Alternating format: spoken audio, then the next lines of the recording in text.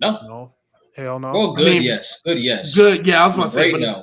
there's Good, yes. never Great, been. no. Which There one was has the good not been one? a Raw after Mania hit. Which one was the good one? Not last year's was good. It wasn't crazy though. 2018 is the last like really good Raw after Mania I can remember. Because that was the 2018 one. really good. Because that was the Real. one. Was that the one Better than after- Mania itself. Was that After the one 34. after? Word. What's his face one? Kofi, right? Was that that No. one? No. Oh no, No, that was 34. 2019 was No, cool. 2019 was alright. Nah, 34 was Brock. When Brock beat Roman again. Oh Yeah. yeah. No, because I remember when Kofi won, it was like him and Seth Rollins. We're gonna have a Oh title yeah, versus title 2019. match. Yeah. That was like, stupid. That was bro, stupid. when I saw that, I was like, no way, this is ending correctly. Sure enough, In the bar. Like, yeah, nah. That was lame. That was lame. I was like, yeah, y'all trolling, bro. Y'all trolling, bro. Lame as hell. Yeah, 2018 was the last good Raw after Mania. Like, actually, Dude, really live. good Raw. Even though Roman came out was sounding like a bitch. Oh my gosh. Yeah. Oh, I thought Brock Bobby Lesnar Lashley was comes supposed to be gone. Even if he was, you still lost. So what does that matter? Right. He would have just left with the title. What are you talking about? Oh, my God. Oh, we've come all right. Oh, they spamming it. They spamming it, G. They spamming it. I didn't realize it was in the You're chat. fried. You're fried. You're I fried. was You're not coming done. to the show. I was not coming to the show if Finn Balor won. I swear to God, I wasn't. Damn. Finn Balor, bro. He's done. Pin Balor. Hey, No man, win Balor. Pin Balor. Listen. What I say in the chat, bro? 3 things in life that's guaranteed: death, taxes, Finn Balor being a loser, bro. Come on, bro. Finn Balor, man. G. You know what actually makes me mad? You know what actually makes me mad though? What actually really makes me mad? I thought there actually could have been a swerve that he was actually going to win this match for a minute. I'm like, you know what? Yeah. They might have him win and then have Dom beat Finn after. Because I was like, I could see that happening. Like, you know, Finn steals the victory and then Dom like gets it back. But like, I should have went with my gut instinct. I should have known he was there to take the pin. As I said in the beginning, he only in that match to take the pin. I should have stuck with my gut instinct, bro. But I decided to change it in the last second, bro. Should have known. Of course, you know, and here's my thing, right? I'm really, and I said this on my page, I'm really not mad at the decision. Like, obviously, Dom has been getting hella boos, but the one time he's gonna get cheered and be the most over person is at WrestleMania, I don't care what your plan was going in. Dom is walking out with that title. Like, if it comes out, yeah, Braun Breaker was supposed to retain, but they made an audible as soon as he came out. Fine. Great job. I love it. Right? Because Dom was literally, they were giving him the freaking overseas Roman Reigns and Cody Rhodes chance. The dirty Dom. Yeah. Like, bro, you're over at that point. You have to win this match. Like, nobody else has to win. But like, dang, he couldn't have thrown Finn Balor out the ring. He couldn't have.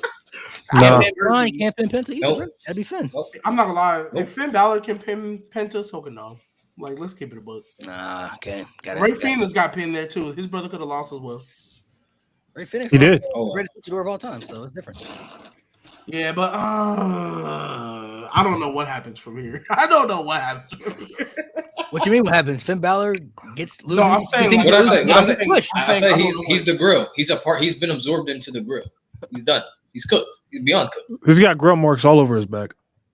He's got grill marks on his body, bro. At this point, are y'all saying like Finn Balor should just like stop being on TV? Like, they flipped that nigga over.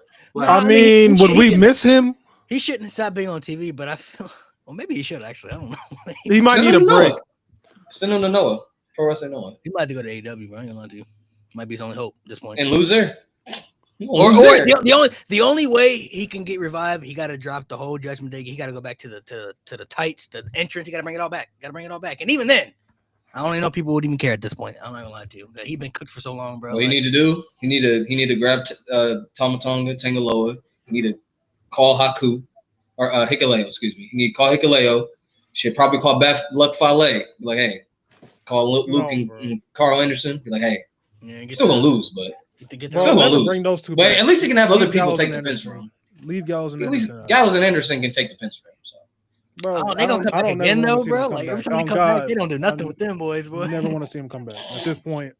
No, they come back every time. They throw them, and they do this, and then they do this. You know what's funny, bro? They come back every time.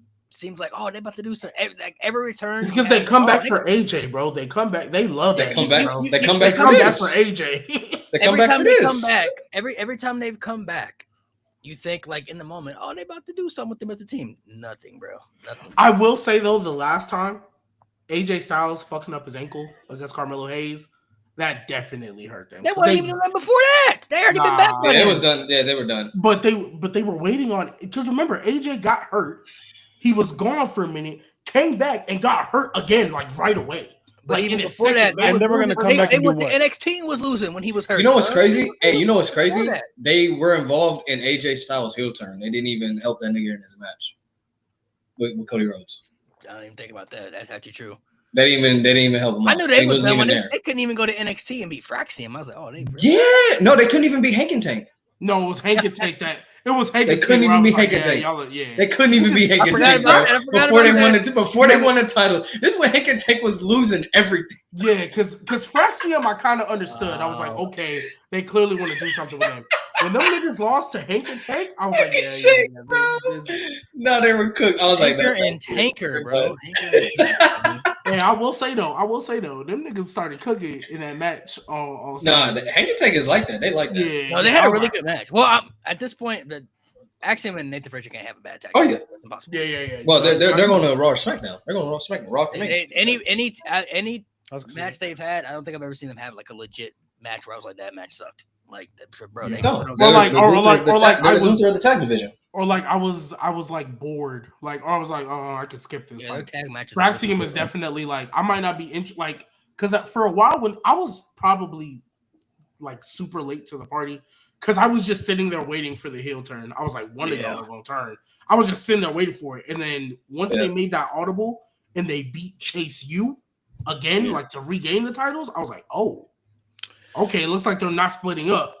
Okay, let me see what they're doing. And they've been they need to add them to that Raw tag division, bro. That Raw tag division. Facts. Yeah, New Day need competitors, bro. Ooh, New Day and Fraction. That's gonna cook. That's gonna cook, really, but I don't trust them. I don't trust the main roster. I don't trust the book outside of the main event. And now the IC. Bro, the mid card titles are kind of like because Jacob Fatu and Dominic Mysterio. I don't trust that you can't fumble that. I don't trust their main roster booking when it comes to the tag team division. They didn't even put their best storyline tag team on WrestleMania this year when they literally so much work with the SmackDown because of the sponsorship. Because of Classic Clans. They literally were building that up, and then all of a sudden they just put the New Day and the War Raiders on. They had no build. They just like, oh yeah, you're on WrestleMania. Go. I'm not gonna lie. You couldn't even get a proper match the night before Mania. I'm not gonna lie. You know what they really should have done? And they can't say they don't do it because they don't do it anymore because they literally just did it for NXT. One of these matches very well could have been on the pre-show. A couple of these matches on night one easily could have been a pre-show. Even and they can't say they don't do it because NXT Stand and Deliver just had a pre-show match. Even if they added it to night 2, bro. Randy Orton and Joe Hendry was like 5 minutes, bro. Like that would have been an 8th match, but that match wasn't long though. I'm not gonna lie. They could honestly night 1 needed it way more. That easily could have been the no for sure. Either the co-main or right before Tiffany and Charlotte. That night needed. No, night 1 actually was pretty boring. I'm not gonna lie. Besides the main event, was incredible. Literally, I genuinely feel that whole match card before you got to the main event easily could have been all wrong. But that was not Mania. Some of those matches just weren't clicking. I also feel like, dude, it seems like too, like we have this pattern remaining where like the night 1 crowds aren't as good as the night 2 crowds. Like night 2 crowd was like pretty good like today, but night 1 crowd was kind of like that. How can you be good when you've been last year like that too? You feel me? Like, it was like last year they said it was too cold. It was cold. Yeah. I was about to say Trent. I know Trent. He was there, and a couple people that I talked to, they were like, "Bro, we were just freezing. Like it was like shivering." Right. This year, though, I think everybody looked at that card. Jade and Naomi was pretty good, though. That was pretty good. Yeah, that was good. But like, I think everybody looked at that card and it was like, "All right, we know Jay's gonna win. That's not gonna be a great match, but we're there for the moment." Yeah. Jade and Naomi have the potential to cook. Yeah. And then the main event, Tiffany and Charlotte. That's been. Granted, the bill was always going to be trash, but they've that's already been watered down by like the unprofessionalism and whatever the case. Like that already had a stench going into it.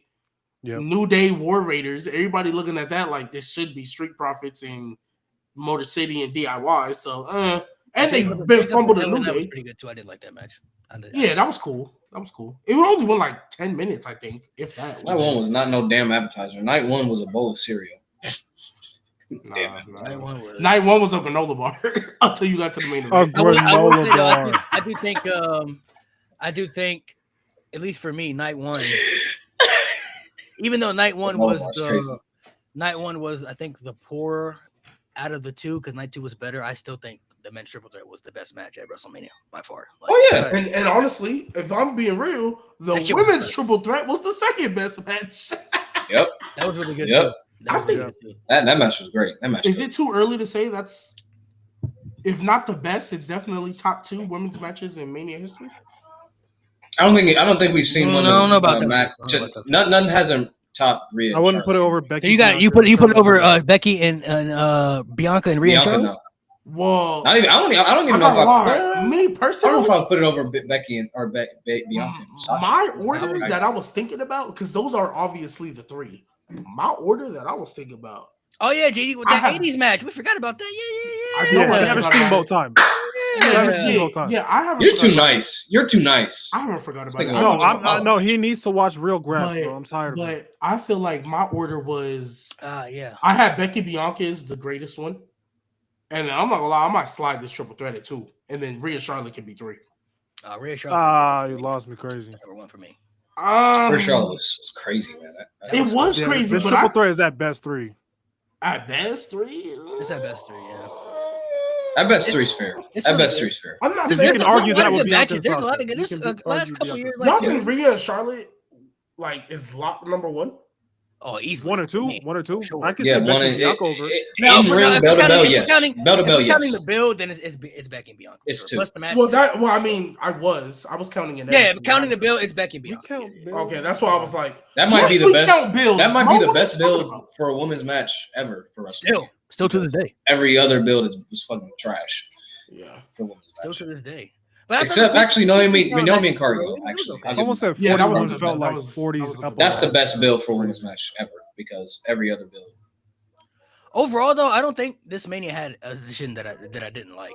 As far as like, there was going to be very few decisions they made that I was really going to be like, that was a bad decision. You know what I mean? I didn't like the opener of night 1.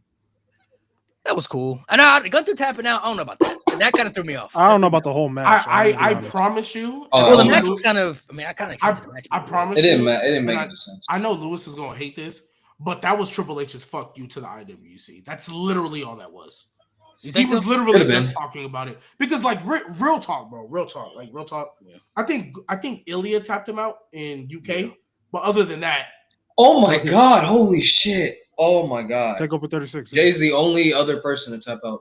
Yeah. That's why I said they said it before in singles matches. Before the match, he was like 50 something and 3. So he's only been pinned 2 times. Braun Breaker, Sami Zayn. He's been tapped out by Ilya and Jay. So I mean, those are 4 people. Yeah, that's why I said like I think that was his "fuck you" to the IWC.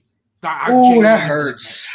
Oh, that actually. My only issue with it is like the only thing that bothered me about it was like it was so fast. Like I feel like if he had sold it like more, like he'd have nowhere to go. It seemed like he just put him in there. He just like gave up. Like, but realistically, it was after 3 Uso splashes, and that is a protected, somewhat. But I feel like he had to sell it like more though. Somewhat. I mean, bro, I saw Johnny say like, main event with that. Jay Uso tapping out Gunther is not believable.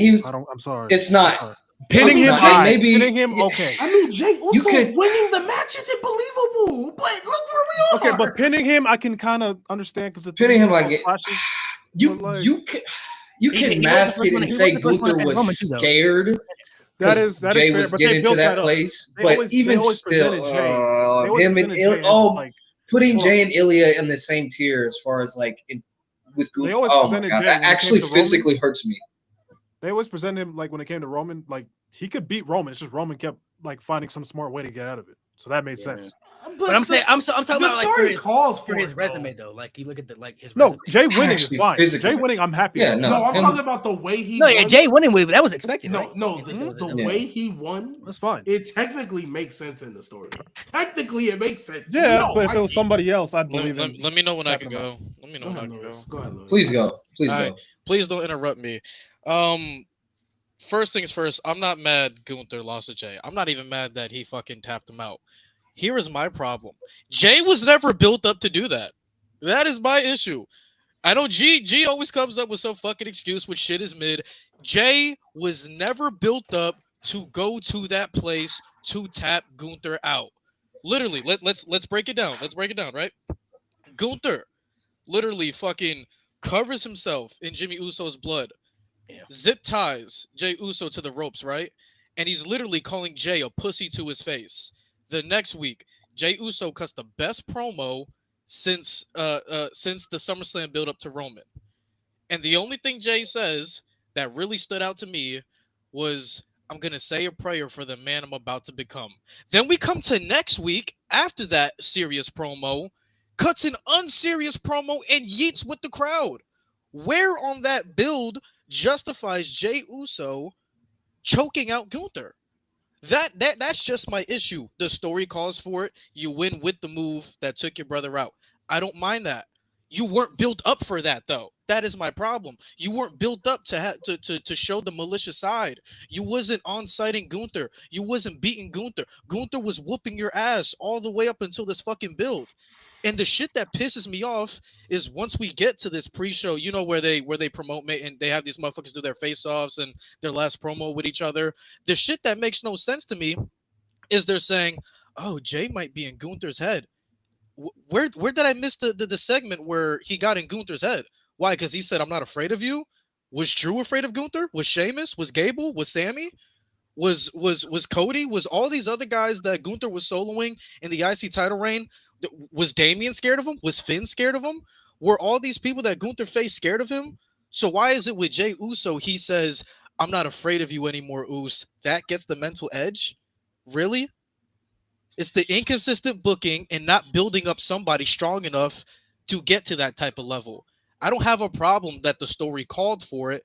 The problem is the story was not built enough to constitute that. So do you feel like, just from your perspective, do you feel like when you brought back to the point where you said, like why would he get inside Gunther's head? Do you feel like it was kind of like Gunther, like they were trying to tell like Gunther's the bully, and then like all of a sudden Jay's overcoming the bully, and now the bully's like, "Oh, you're not afraid of me no more," type stuff, like, you know, like the mental edge type stuff. Yes, but it makes no sense. What to me at this point, it makes no sense in Jay's career to overcome a bully when he overcame the biggest bully already, which is Roman Reigns. If you can overcome the biggest bully, the main guy that was literally pocketing you and making you hold his pocket for fucking 3 years, then Jay at this point shouldn't have anybody walk all over him. Gunther whipping his ass and all that shit, that's cool. But the issue I have, I don't have a problem with him tapping out. The problem I have is you weren't built up enough for you to tap him out. Oh my god, here goes this guy, man. What, G? So Lewis, I'm annoyed. You are going to get verbally bodied in this debate. So I go ahead. actually 1000% agree with everything that you just said. 1000% agree with everything that you just said. Devil's Right. advocate, hurry up. I just want to ask a question because you did say like he overcame the bully with Roman. It was a little different because Roman was definitely a lot more psychological abuse than physical. Like, yes, there was some physical abuse there, but it was definitely a lot more psychological gaslighting. Yeah. I mean, at the beginning, no, at the beginning, yes. In the beginning, yeah, sure. He was getting dog. Yeah, but then it turned into like more of like a gaslighting. Brother had to save him, like, hey man, relax. And then it turned into more of like a psychological gaslighting. But you're talking about more like 2023, like yeah. Oh right. yeah. Where we're going through, it was just nothing. But yeah, I'm gonna keep whooping your ass, and I'm gonna whoop your brother's ass too. You feel me? Now, again, I agree with you because I don't think they built it up enough. If they would have attacked Jimmy like 3 weeks prior, and maybe we could have had like a big brawl like the week before or the Monday before Mania where Jay Uso keeps getting the better of him, and like he going like that right hand man. All right, cool. I can feel you on it, right? So all I wanted to say was I do agree with you 1,000%. 1,000%. That's all I wanted to say. I'm not being devil's advocate today. Well, not right now anyway. But I do agree with you. I don't think they built it up properly. I understand why you're upset. I really do. You know what I mean? It's just I feel like I feel like this is the route we was going to get to anyway. I feel like this is what they've been wanting to do regardless. The execution wasn't great, but I think I think Jey Uso was going to win regardless. Now I think, and that's why I said I think this was just his fuck you to the IWC. You know, I we don't know like, Triple H is petty. We like, know Triple H is. I think everybody had Jey Uso winning, but the issue is not even like I agree with you. The story did call for like it's poetic. Like I'm taking you out with the same move that you used to take my brother out, even though my brother came out literally 2 minutes after to celebrate with me. I agree that the story called for it. It just wasn't built up enough for him to get to that.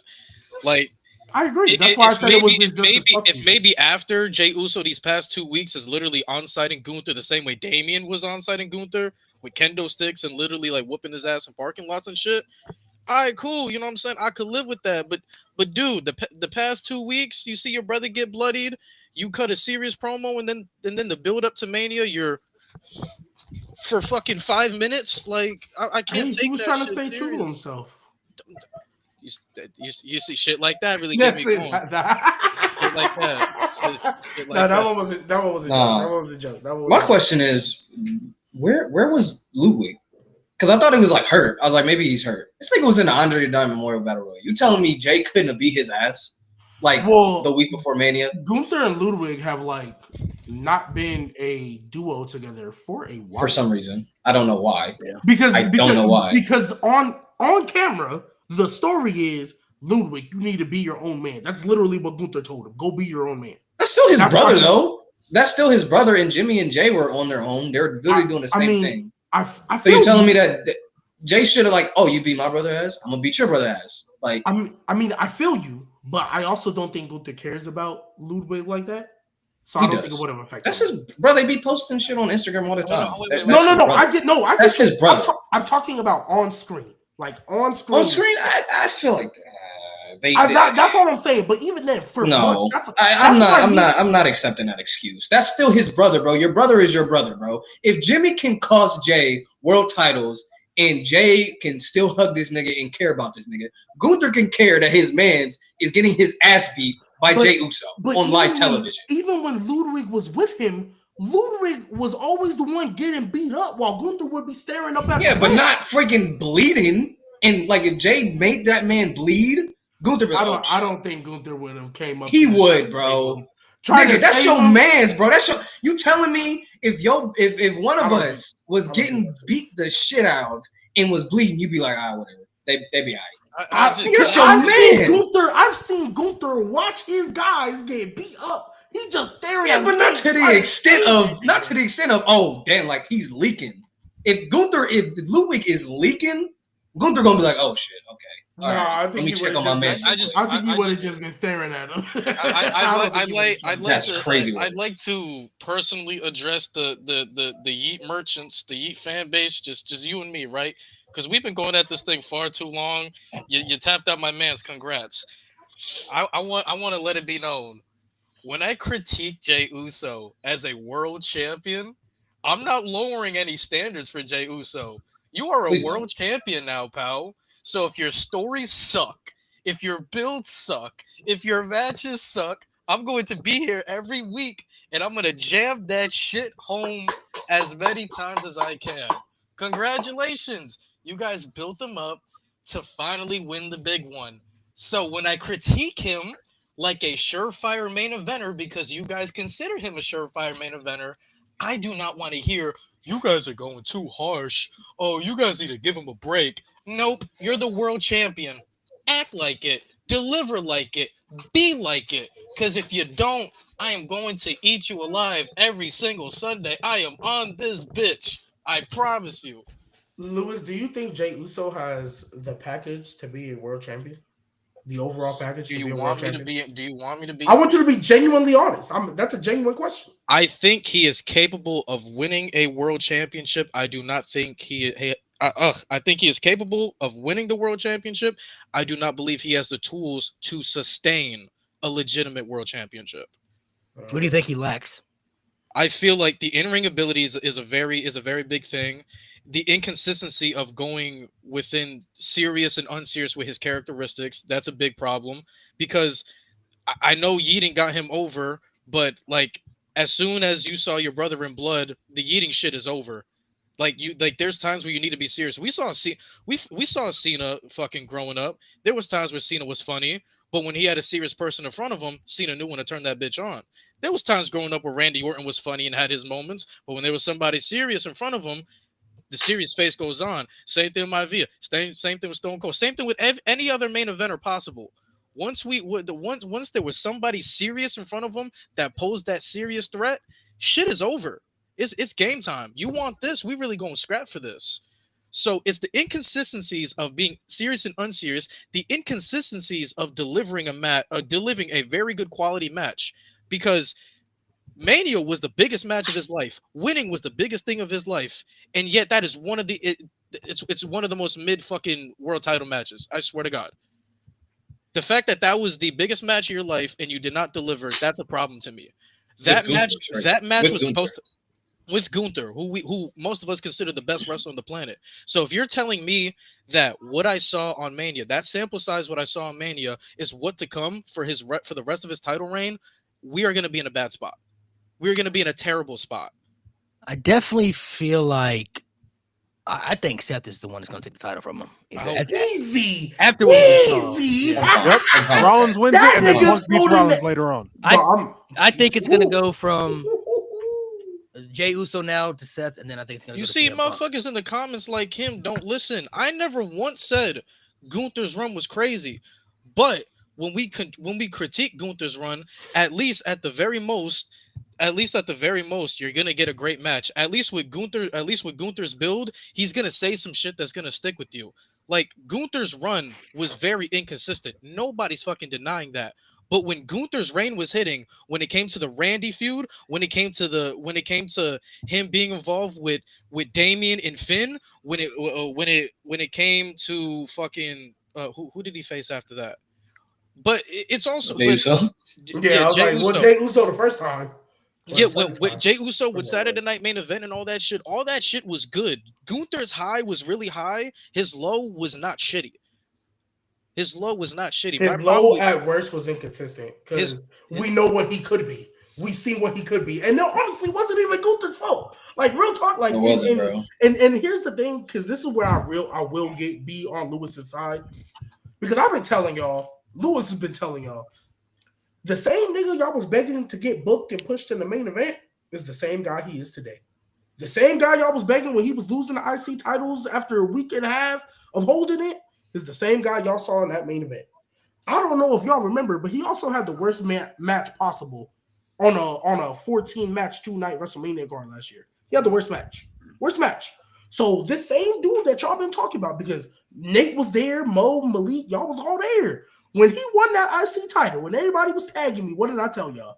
He gonna hold that bitch for a week because we need him for board games. Soon as he lost that bitch back, oh my God, the outrage we saw. We had other people from other podcasts on here. Why are y'all not pushing Jey Uso? Y'all need to strike when the iron is hot. Jey Uso has not changed. Jey Uso has been the same guy since he turned on Roman. Bare minimum.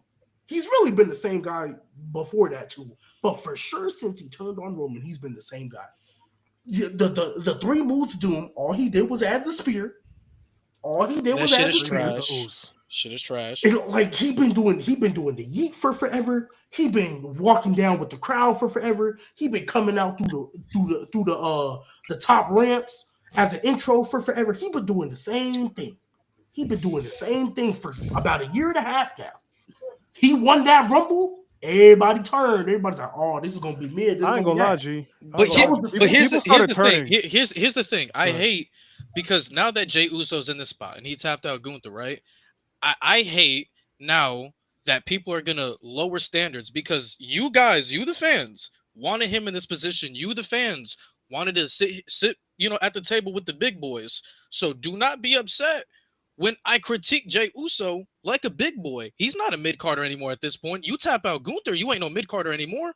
Now you're sitting at the table. Now I'm going to critique you like you're a big boy. I'm going to compare you to the Drew McIntyres. I'm going to compare you to the CM Punks. I'm going to compare you to the Seth Rollins, the Gunthers. Shit, I'm going to compare you to the to fucking peak Sheamus in fucking 2011. These are the guys I'm going to compare you to because you, the fans, put him in this position. So when he's not hitting the expectations of a true main eventer, I'm going to come here week after week after week and put belt to ass verbally on each and every single one of you motherfuckers. I promise you. If he's not hitting, I swear to God. Congrats. Jey Well, he's not Uso, gonna get. Jey Uso sitting at the big boy table. Congrats, guys. He's gonna have the Damian Priest title run, but the difference between him Yeah. and Damian Priest, by hook or by crook, with everything that went against him, made that compelling. He made it compelling at the bare minimum. And all the botches that happened, granted not his fault, but all the botches that happened, nobody thinking he was going to last that long to begin with. Every match having an interference. And Damian Priest, credit to him, has not had that be a stain on him at all. And he only held that thing for a couple of months because we knew he wasn't finna beat Gunther, right? And even then, technically, in kayfabe, he only lost because of interference. That's the only reason he lost in kayfabe. So the way I see it, Jey Uso.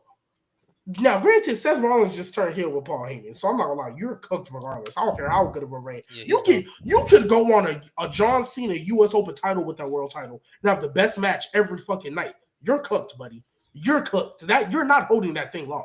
He won't do that, but he could, and he's still cooked. I don't care. But it reminds me of Sami Zayn when he won the title. When he won the title, what I tell you he was finna do? He was still finna act like the underdog, and that's for sure what he did for the first 2 months of that title reign. He tried to act like an underdog against Chad fucking Gable. Can you put Prince DJ's comment up? Can you please put Prince DJ's comment up?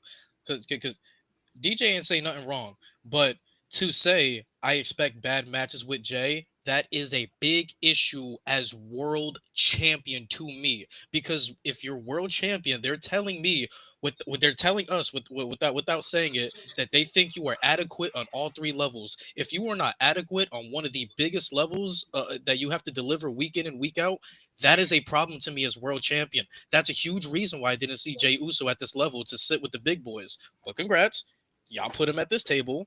Now I'm going to critique him like a big boy. And if he's not hitting like a big boy, don't tell me, oh, Lewis, it's the booking. Oh, Lewis, he's not being put in position. Don't do that. Don't do that. Don't do that. Don't do that. He's still over, right? Don't do that. Y'all put him in this position. So now he's gonna get critiqued like a big boy.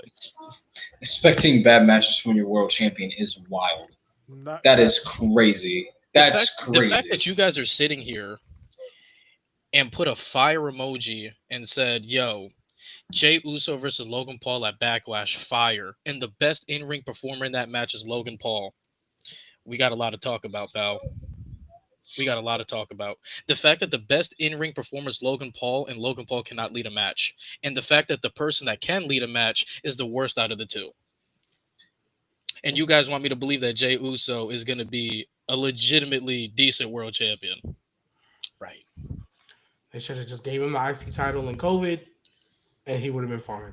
Should have just given it to him in COVID. Here you go. Will Jay have a worse run than Ginger? No. Okay, relax. That's not possible. No. But Mo, why would Jey Uso having the IC title during COVID when he was the right-hand man? Why would that be a bad thing? Bro, because I know what the narrative you're going to try and push. Shut up. What's the narrative? Leave him alone. Leave him alone. You know exactly who I'm talking about. Who? Jeffrey Nero. You know exactly who you about to bring up. I don't want to hear it. I actually wasn't going to bring him up. I just said y'all should have given him the title. No, but every time you bring that up, because do you remember who was holding that IC title during the pandemic, bro? Bro, AJ it's not even just Jeff Hardy. They had Sami Zayn hold it for a minute. I think Daniel Bryan and AJ Styles had a phenomenal match for it. AJ Styles didn't do nothing with that title. You could have easily given it to Jey Uso. You know what they gave I agree with that. The Andre the Giant Memorial Battle Royal. He should have won the IC title after that. That's what Gable was not at Mania. Y'all not real fans, bro. We addressed that super chat. We didn't talk about it. Oh yeah. What did it say? Yeah. Put that back up, Malik. That super chat. DJ, don't compare Jinder to Jey Uso. No, Jinder was never over. Jinder was forced. Jinder was forced to push a demographic, and even though when he was champion, people unsubscribed from the network. Jey Uso and Jinder are not the same at all. Jinder was literally forced. Like even Jinder himself. Look at them interviews with CVV. Jinder didn't even know he was going to be in this position. It was literally Vince calling him into his office and said, "You're winning tonight. You're going to become number one contender." He didn't even know he was going to win the WWE title. 10 minutes before his match, you're going over Randy. It's not Jinder's fault. I want to address this last sentence. Go ahead, Nate. But most people don't value story. The reason we critique it so hard is because we do value story, and the story didn't add up at that point. That's why we critique it so hard. I'm tired of WWE fans always talking about story. Not every story has hit. Damn near over half this card of Mania, the stories were ass. And we value story, especially when you're world wrestling entertainment. Entertainment is with stories. The WWE is leaning more into the cinematic aspect of professional wrestling, and over half this card couldn't even match that. So no, we do value story, and the story for that did not match up. I'm tired of no. We're not doing this. We're not saying that we don't value story because we critique it because we do value story, and the story did not add up to what it should have been. We're not doing. Can we stop equaling putting things together and say understandable equals good? That I don't care if the story is understandable. If the execution is not good, doesn't mean shit. And that was Lewis's whole point. The execution of the story wasn't good. That's it. That was literally his whole point. If they just spent the last 2 weeks having Jay on site and Gunther, I wouldn't be mad. I even went to the group chat immediately. I said, "Yo, I'm not mad at the fact he tapped out. I just don't like that they never built up Jay to be that malicious enough to do such a thing." Literally, all they had to do on Monday Night Raw was have a big pull-apart brawl. That's all they had to do. That's it. That, like, it's simple. It's really like, and that's what I was expecting during. And I get like, you know, it's easy to book stuff when we at home, but like real talk, some stuff isn't hard. Just have a big pull-apart brawl where they have to bring all the security out because Jay Uso and Gunther then came apart, and like literally sometimes this is why I tell y'all we gotta stop overcomplicating. Put up Noah's comment. Storyline. Put up Noah's comment. Put up Noah's comment. I like that comment. Yeah, just because it has a story doesn't mean it's good. I like that comment.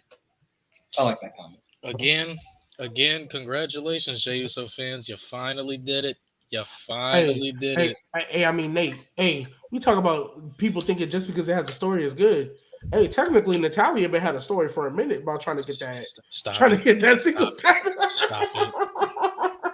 If I had a rope, bro. What? How we get here? Because I was proving the point. Natalia, wow. Hello? Wow. So, hey, yo, chat, y'all heard that, right? You see what this nigga going on, right? Malik, hello? Y'all see what this nigga going on, right? Malik, you didn't hear what he said? No, I didn't hear what he said. He said, wow. I'm going to text you what he said because this nigga's crazy. Malik, like Dana White, when an important I said worse in Discord, bro. I said, bro, if y'all see my Discord, I'd be saying way worse. And why did they show Dana White like 4 times, bro? Like we're supposed to give it.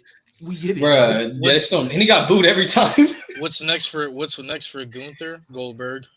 It's Goldberg. Oh yeah. Where's Backlash this year? In St. Louis. St. Louis. So what's the next out of Money in the Bank, right? Is it Crown Jewel or King of Kun in the Ring? No, that's not happening. That's not happening this year.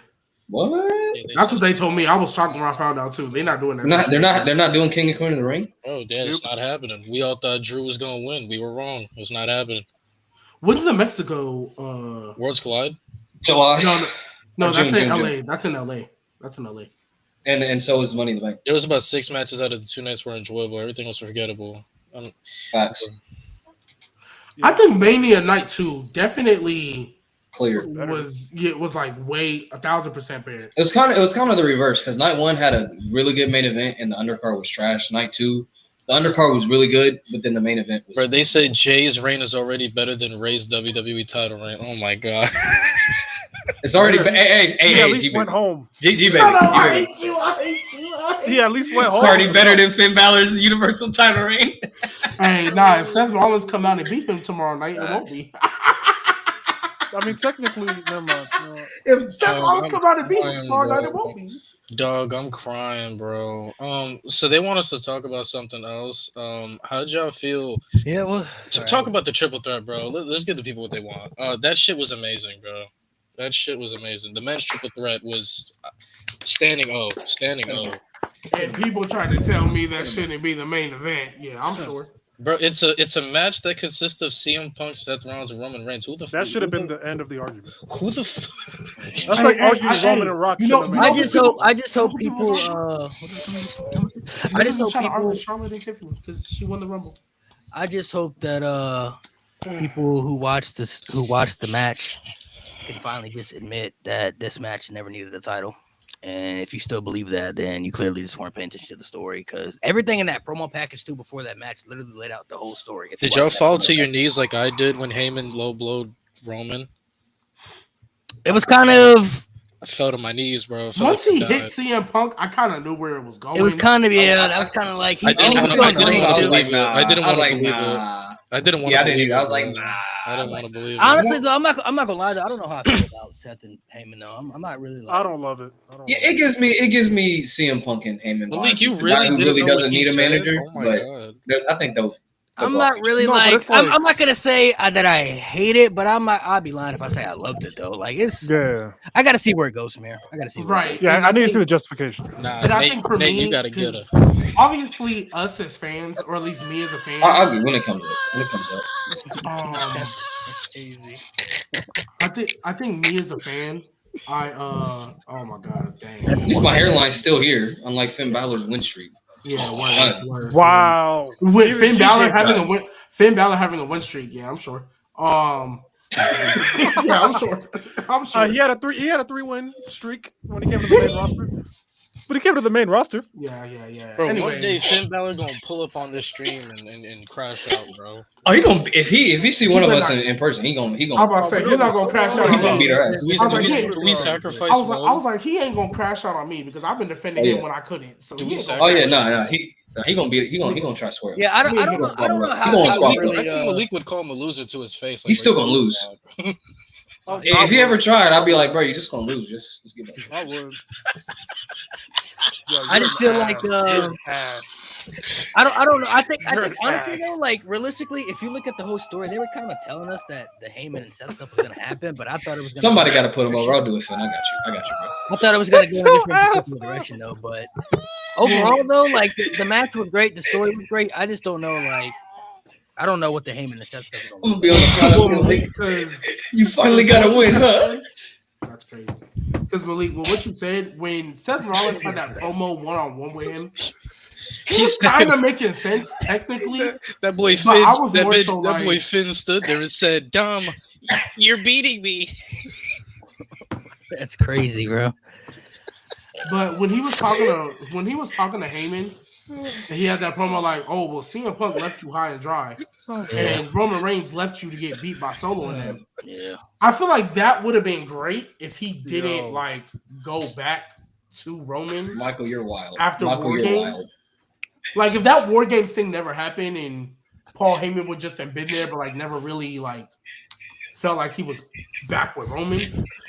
You know what I mean? Then maybe, but put Michael's comment up, man. That's the one right there. Who's Michael Davis? Oh my God! That's the one Kurt right Hawkins there. losing streak is crazy. All right, we gotta get off the Finn Balor topic. We gotta move on from that. He asked. But I feel like when I look at how that segment went down and how everything kind of lined up, I could have understood it, and I think I would be a lot more happy with it if that bald-headed whore who was chilling in Hawaii during this pay-per-view or PLE would have been here, and we would have got the super group. Well, we still can. We still can, but I would have like today, as we say, I would have been a little bit more happy about it because I literally was like, guys, it might not even be the plan for all we know. But my thing was, I was like, I don't want any convoluted. Please, I don't want to see Paul Heyman turn again. I'm over that. Let's just have CM Punk win so we can move on with our lives. That's how I was feeling. Just have CM Punk win. I don't care who he pins because clearly Roman just got pinned, so he can get pinned. And that's another thing too. Everybody that I was talking to was acting like Roman's not gonna get pinned. What the fuck? It's Roman Reigns. He's good if he gets pinned. If Jey Uso can pin this nigga, you're not telling me Seth Rollins or CM Punk can't do it either. Yeah. Shit, Roman Reigns stay getting pinned by Seth Rollins. That's his Achilles heel. So got pinned by Solo too, bro. 10 years later, ill. That match didn't happen. That's not canon. So that's what I'm saying. Like everybody was acting like Roman can't get pinned. I'm like, bro, Roman Reigns has came off a 4-year title reign where he never got touched. I promise you, he can get pinned. I truly feel like he was the wrong choice. Like he was the only. Like, he was the only one that I was like, you better not win this. He cannot win. If Roman Reigns, I felt like he was the only one that could not win this match. Yeah, he's the only one. I'm like, yeah, he was the one that would have been like, that could have been. If he would have won this match, I was like, wow, we're getting another Roman Reigns Demon Hill title run. Because clearly, because what else does he do from there? But I really thought it was going to be CM Punk because I thought we were getting Cena Punk SummerSlam. I just thought that was like I think lock in the main event. I mean, we can still get it, but I don't see a world where CM Punk is not gonna just let this slide. So out of curiosity, so I'm pretty sure his feud with Seth is happening. Out of curiosity, where do you put this Seth Rollins and Roman Reigns like entire story all time? Because this shit has too many layers to the point to be ignored. Yeah, I'd have to look at the list. I couldn't put it top 5 yet. Because are we counting just like main roster WWE, or are we kind of like WCW? I said the entire story. No, I'm saying like, are we kind of like basically I'm asking, is NWO that storyline under WWE, or are we separating? I separate them personally. Okay, so if we separating that, right? Like, because like we already kind of talked about it a little bit, but the Bloodline story, the Undertaker 4-year saga, Johnny that's Gargano. up there. The Johnny Gargano story, right? Those for me are top 3. Right, like so and then you have the Austin, and then you have the Austin McMahon. Yep. You have the Austin McMahon in there. Yeah, Hogan's Brothers of Destruction. Yeah, Brothers of Destruction. Like there's, it's for me, it's probably top 10 lock. It's just people haven't realized it yet. Right, but it's probably lower down lock, 10. Yeah, but I don't know. It might have just made it 10. It might have just made it. Where are we ranking? Where are we ranking Roman and Seth? I feel like that one is the one we got to rank. We got to rank that one. Well, that's what we're talking about. The story. I thought you said Roman. You said Roman and Punk. That's why. No, I said. Oh no, I said that. That ain't even got started yet. No, Roman and Seth. That's the only thing. The legit. They're just missing a key Mania match together. Yeah, the only thing they're missing is a WrestleMania match. And it doesn't even need the title, but I think it happens next year. Well, that's honestly what I was about to say, because one thing that would depend on what The Rock wants to do, honestly. Yeah, it does. But one thing that I look at that, like, I really wish I would have noticed as we were getting there, but they're really good at like throwing all these other distractions in your face. Roman has now lost back-to-back WrestleManias. Yeah. Trying to hit Seth Rollins in the back same spot. The same spot. He's literally lost twice because of that spot. Because he's not over the fact that Seth broke up the Shield. So storytelling wise, right? Real shit. You lost your title because of it. Then you lost this big triple threat, and you lost your wise man, basically making what Cody Rhodes prophesized really come full circle. Like, really come full circle. Because that was the last thing he was holding on to. Yeah. Right? That Roman Reigns redemption arc that we pretty much were expecting to happen and we thought he was pretty much on, I think finally starts now. I think by the time we get to Roman and Seth next year, I think that spot's going to happen again. And Roman is finally going to be like, you know what? No. I don't need to do this. I'm over it. And it doesn't even have to be like he forgives him, but he's like, I'm just over it now. Like, I finally let it go. And that's when he finally gets that win. Because this whole persona that he's made, word. This whole persona that Roman has made and the reason he became the tribal chief, we all pretty much point back to that moment as the catalyst or the start of it, rather. Right? The big dog years, obviously, we know how that went. But that was the start of it. Yeah. Right, that's when his trust issue started. So now he got his whole family had him for forever. That's gone. Right. His wise man, that's gone. Right. And even then, he even had a promo leading up talking about I can't trust anybody, and then re-trusted him in that moment and went against literally everything he just said leading up. Because he felt, oh, you were always on my side. You know what I mean? And so this is why real talk. I know we talked about where we ranked the Roman and Seth feud. Roman Reigns himself, this storyline character arc that this Negro's on, bro. Don't do it. There's no way he's not finna be locked top 10 by the time he's done, bro. He's already top 10. No, bro, there were people still trying to argue. You're building it up like top 5. I mean, he can get there too. He can be over the Rock. He can be over the Rock. He can be over the Rock. He's not even top 5 either. He's not even top 5 either. Wait, are y'all counting Hogan in this? Yes. I don't. He's Mount Rushmore. He's Mount Rushmore. I mean, honestly, I usually never count Hogan because I just refuse. But like, obviously, I know Hogan is going to be in the top 5. He's Mount Rushmore, bro. He's Mount. But like, just fuck Hogan. Man. You know what I mean? Now, if you want to say Roman is like amongst one of the 5 greatest talents ever, I'm like, okay, yeah, that I can not far. It's really not far. I mean, he's had one of the top 5 greatest peaks I've ever seen. Peak wise, honestly, top 3. I was about to say it's a top 3 peak of all time. Real talk. I don't care. I don't care. Like it's like really only Stone Cold and Cena. Hogan. No, Hogan's peak. Hogan's peak. Yeah. What, from 84 to 88? Yes, Nate. Yeah, you could. Who? No, I was agreeing. I thought you were saying no. I was like, no, yeah, Hogan. Austin. I mean, like popularity peak, yeah, but Roman's is count storytelling. So who's y'all's top 5? Can I just? Yeah, but Hogan had like feud of the year every year from like 84. We gotta put back peaks or all time. Peaks. Oh, we doing peaks or just we're talking about peaks all time. When I asked the question, I wanted to hear y'all's all time. I wasn't talking about peak. Oh, what are you talking about? What are you talking about? The WWE was? Yeah, like Cena, top 5. Taker, Austin, HBK, Hogan. That's my 5, but out of order. That's my 5. Yeah, pretty much. I have Undertaker's. I have Undertaker, Cena, Stone Cold, Hogan, Michaels, and then Roman is at 6. But I've already explained my reasonings why I don't think Roman could go any higher. I mean, if y'all, with the names y'all said, if I'm like taking how much I don't like Hulk Hogan out of it, I get it. I get it. My 5 is the same. My 5 is the same. My 5 is the same as theirs. It's just I do have The Rock in my top 5 over Shawn Michaels. Fucking over Shawn. See, because and here's the thing. That's crazy. That's crazy. I don't hate what Malik is saying. And I understand why he would put The Rock over Shawn Michaels. And this is not to disrespect Shawn Michaels at all. Like, this is like, we know what the nigga got. That nigga has 2 great peaks. We're not disrespecting Shawn Michaels, but like, I get why he's putting The Rock up there. The Rock, I don't. Was like, be real. What is the argument? What is the argument? It's for what? For The Rock being top 5 over Shawn Michaels. Over Shawn Michaels. What do you mean? The Rock said his peak was crazy too.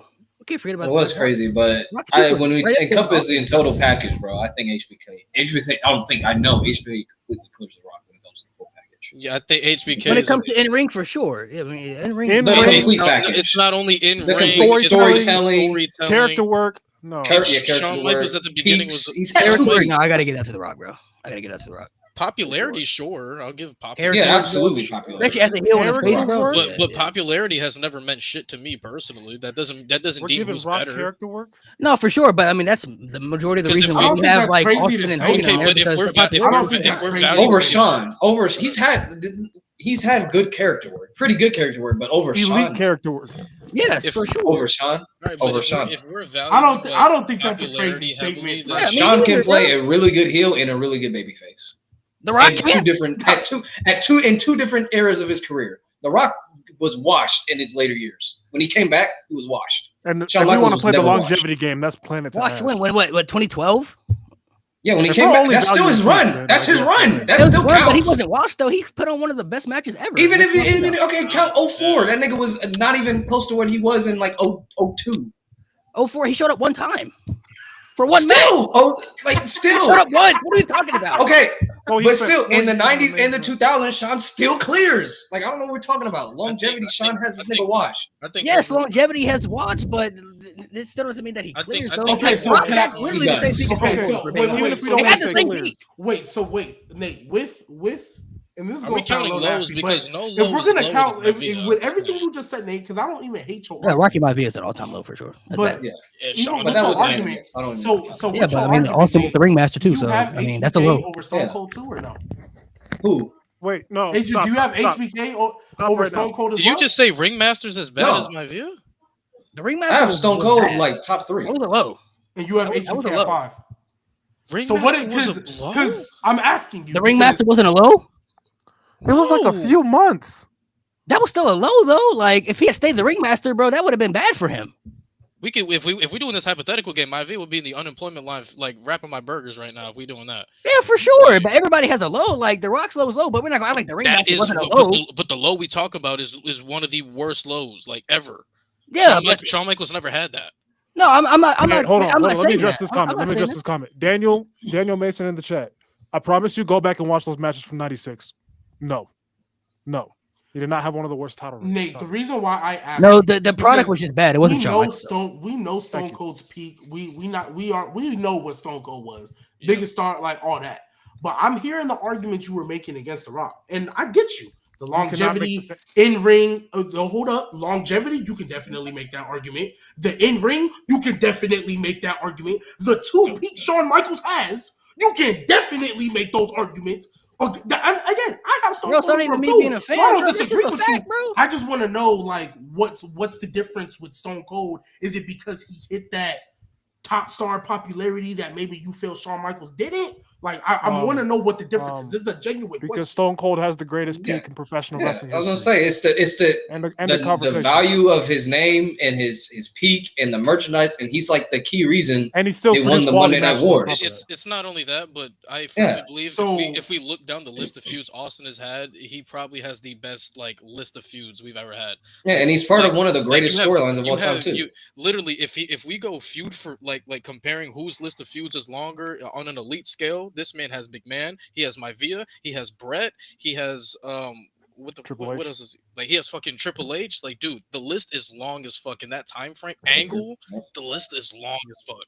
Nobody has a better list of feuds than him. And the Attitude Era is Austin. Like the starting point of the Attitude Era is always disputed. Through all of that, Austin is always associated with the starting point. Rock was always a mid-carder whenever that starting point is for anybody. But they both peaked at the same time, though. They did.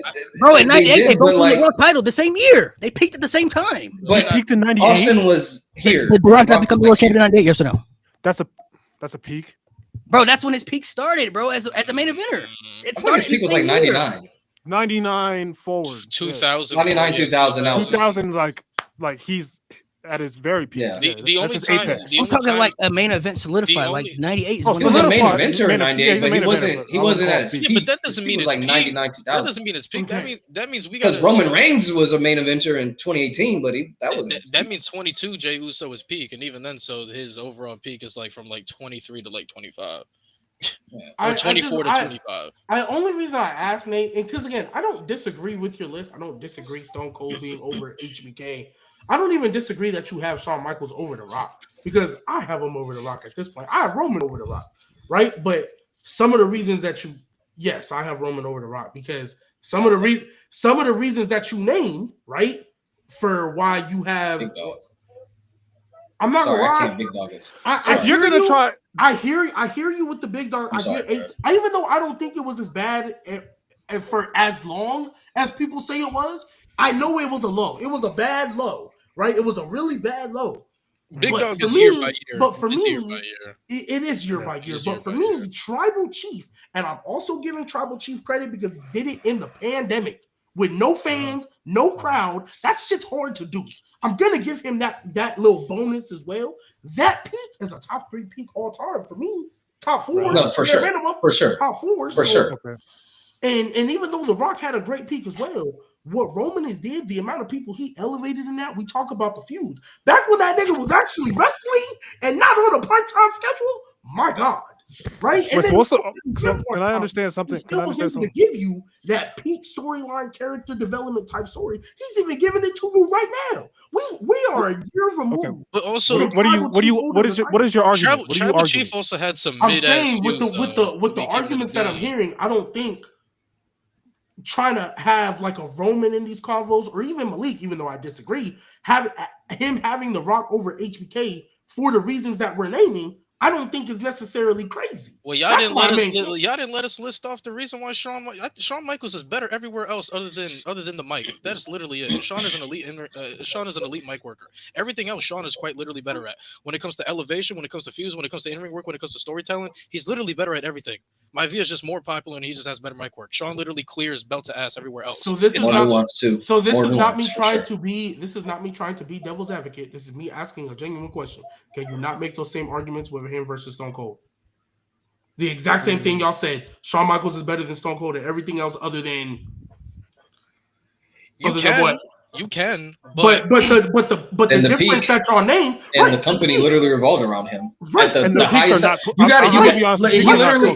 company literally revolved around him at the most popular time in WWE history, in wrestling history. And so that's very hard to dispute. That's like impossible to dispute. The thing with Stone Cold, that's an anomaly with Stone Cold is Stone Cold is probably the only one in the top 5 where he's literally hitting every single elite like status when it came to delivering on the matches, the stories, all that shit consistently. Shawn Michaels had some shit where the build was mid, the match was great, you know, whatever. Like Austin in that short time frame was literally like doing shit on a super legendary status, much more consistent than Maivia ever did. But also when we're comparing talents, Austin is a way better talent than Maivia. Anyways, it's just when Austin broke his neck, he was limited.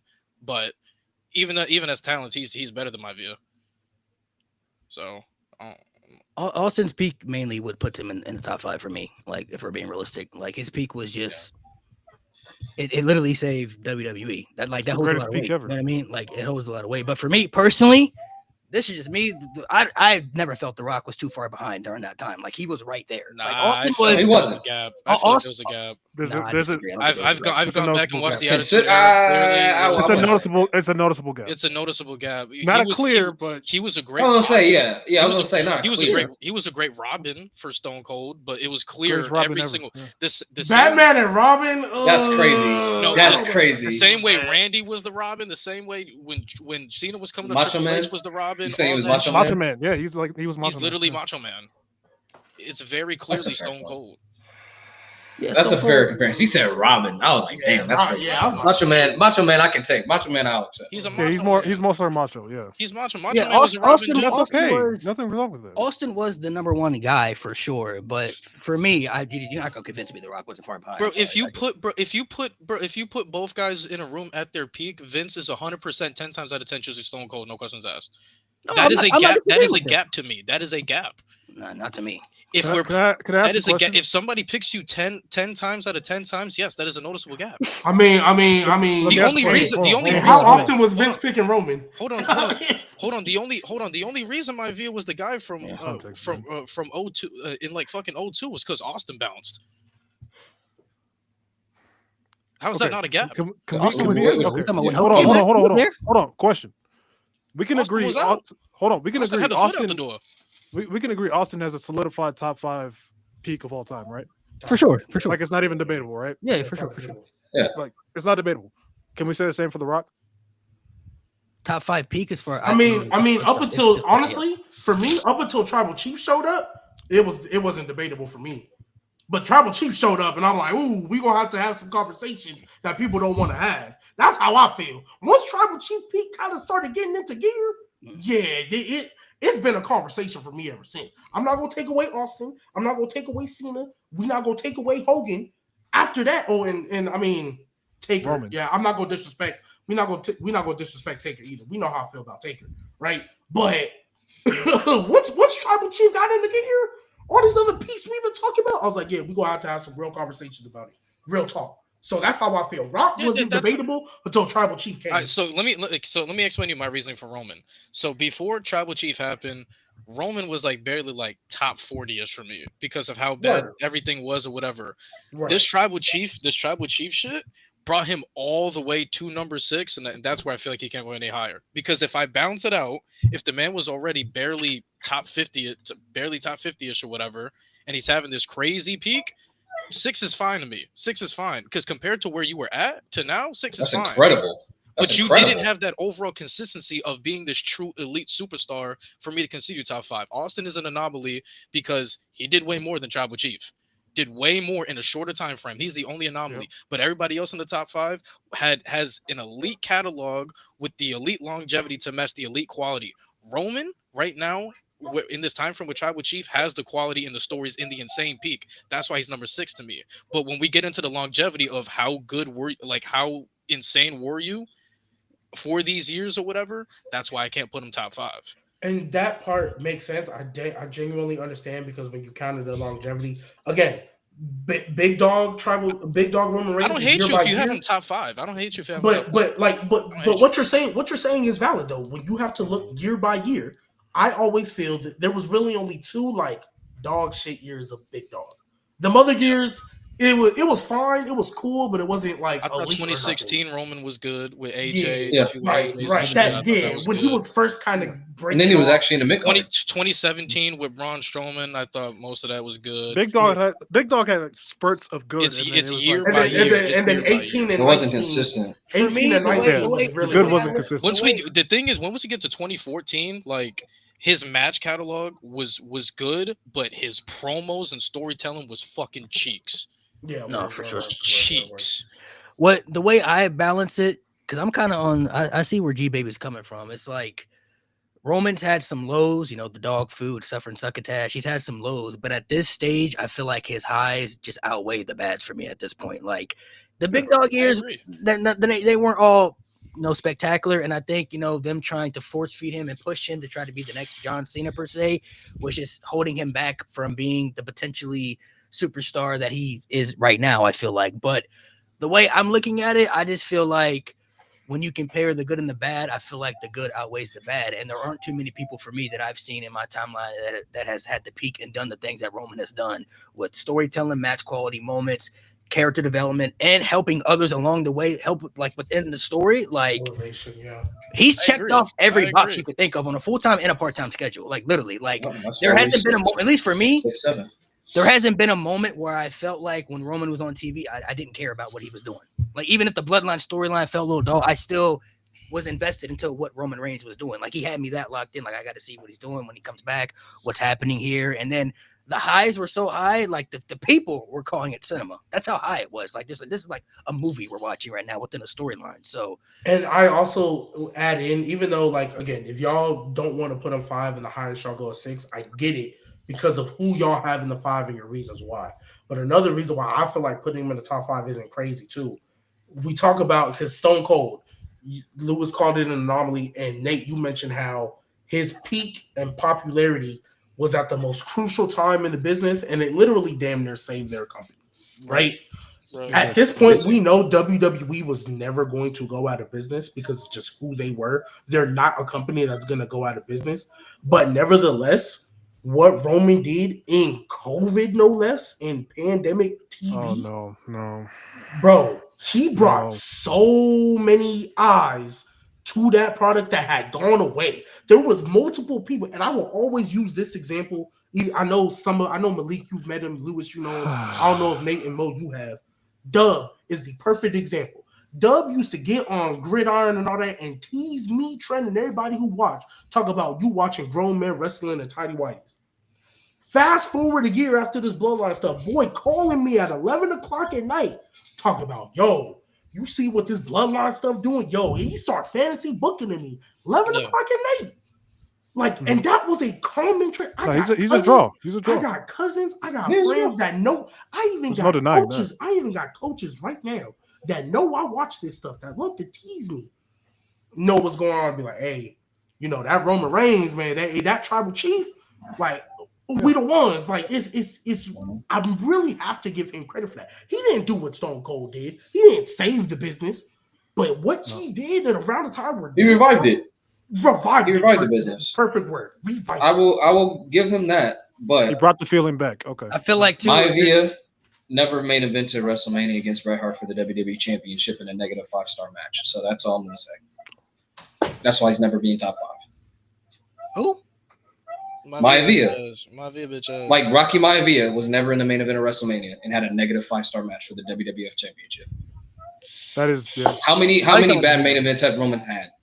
How many bad storylines at the top did they have? Yeah, Roman either has I can't. Dog shit. That's where I just can't. That's why I have Roman at 6, because Roman, I feel like, is the most, like, if we put everything on a scale, I think it's so 50-50. Even some of the stuff in the Tribal Chief wasn't all the way perfect. Like, the shit with Brock was trash. The shit with Jey Uso was trash. After he lost the title, the shit with Solo was fucking trash. Like, he has some pretty dog shit stuff that's hidden in the Tribal Chief shit because the peak is so high. But when we really break it down, Roman really got some. The story with Xavier Woods taking his crown, that shit was trash. Like, he has some some trash in this gold, but there is some trash.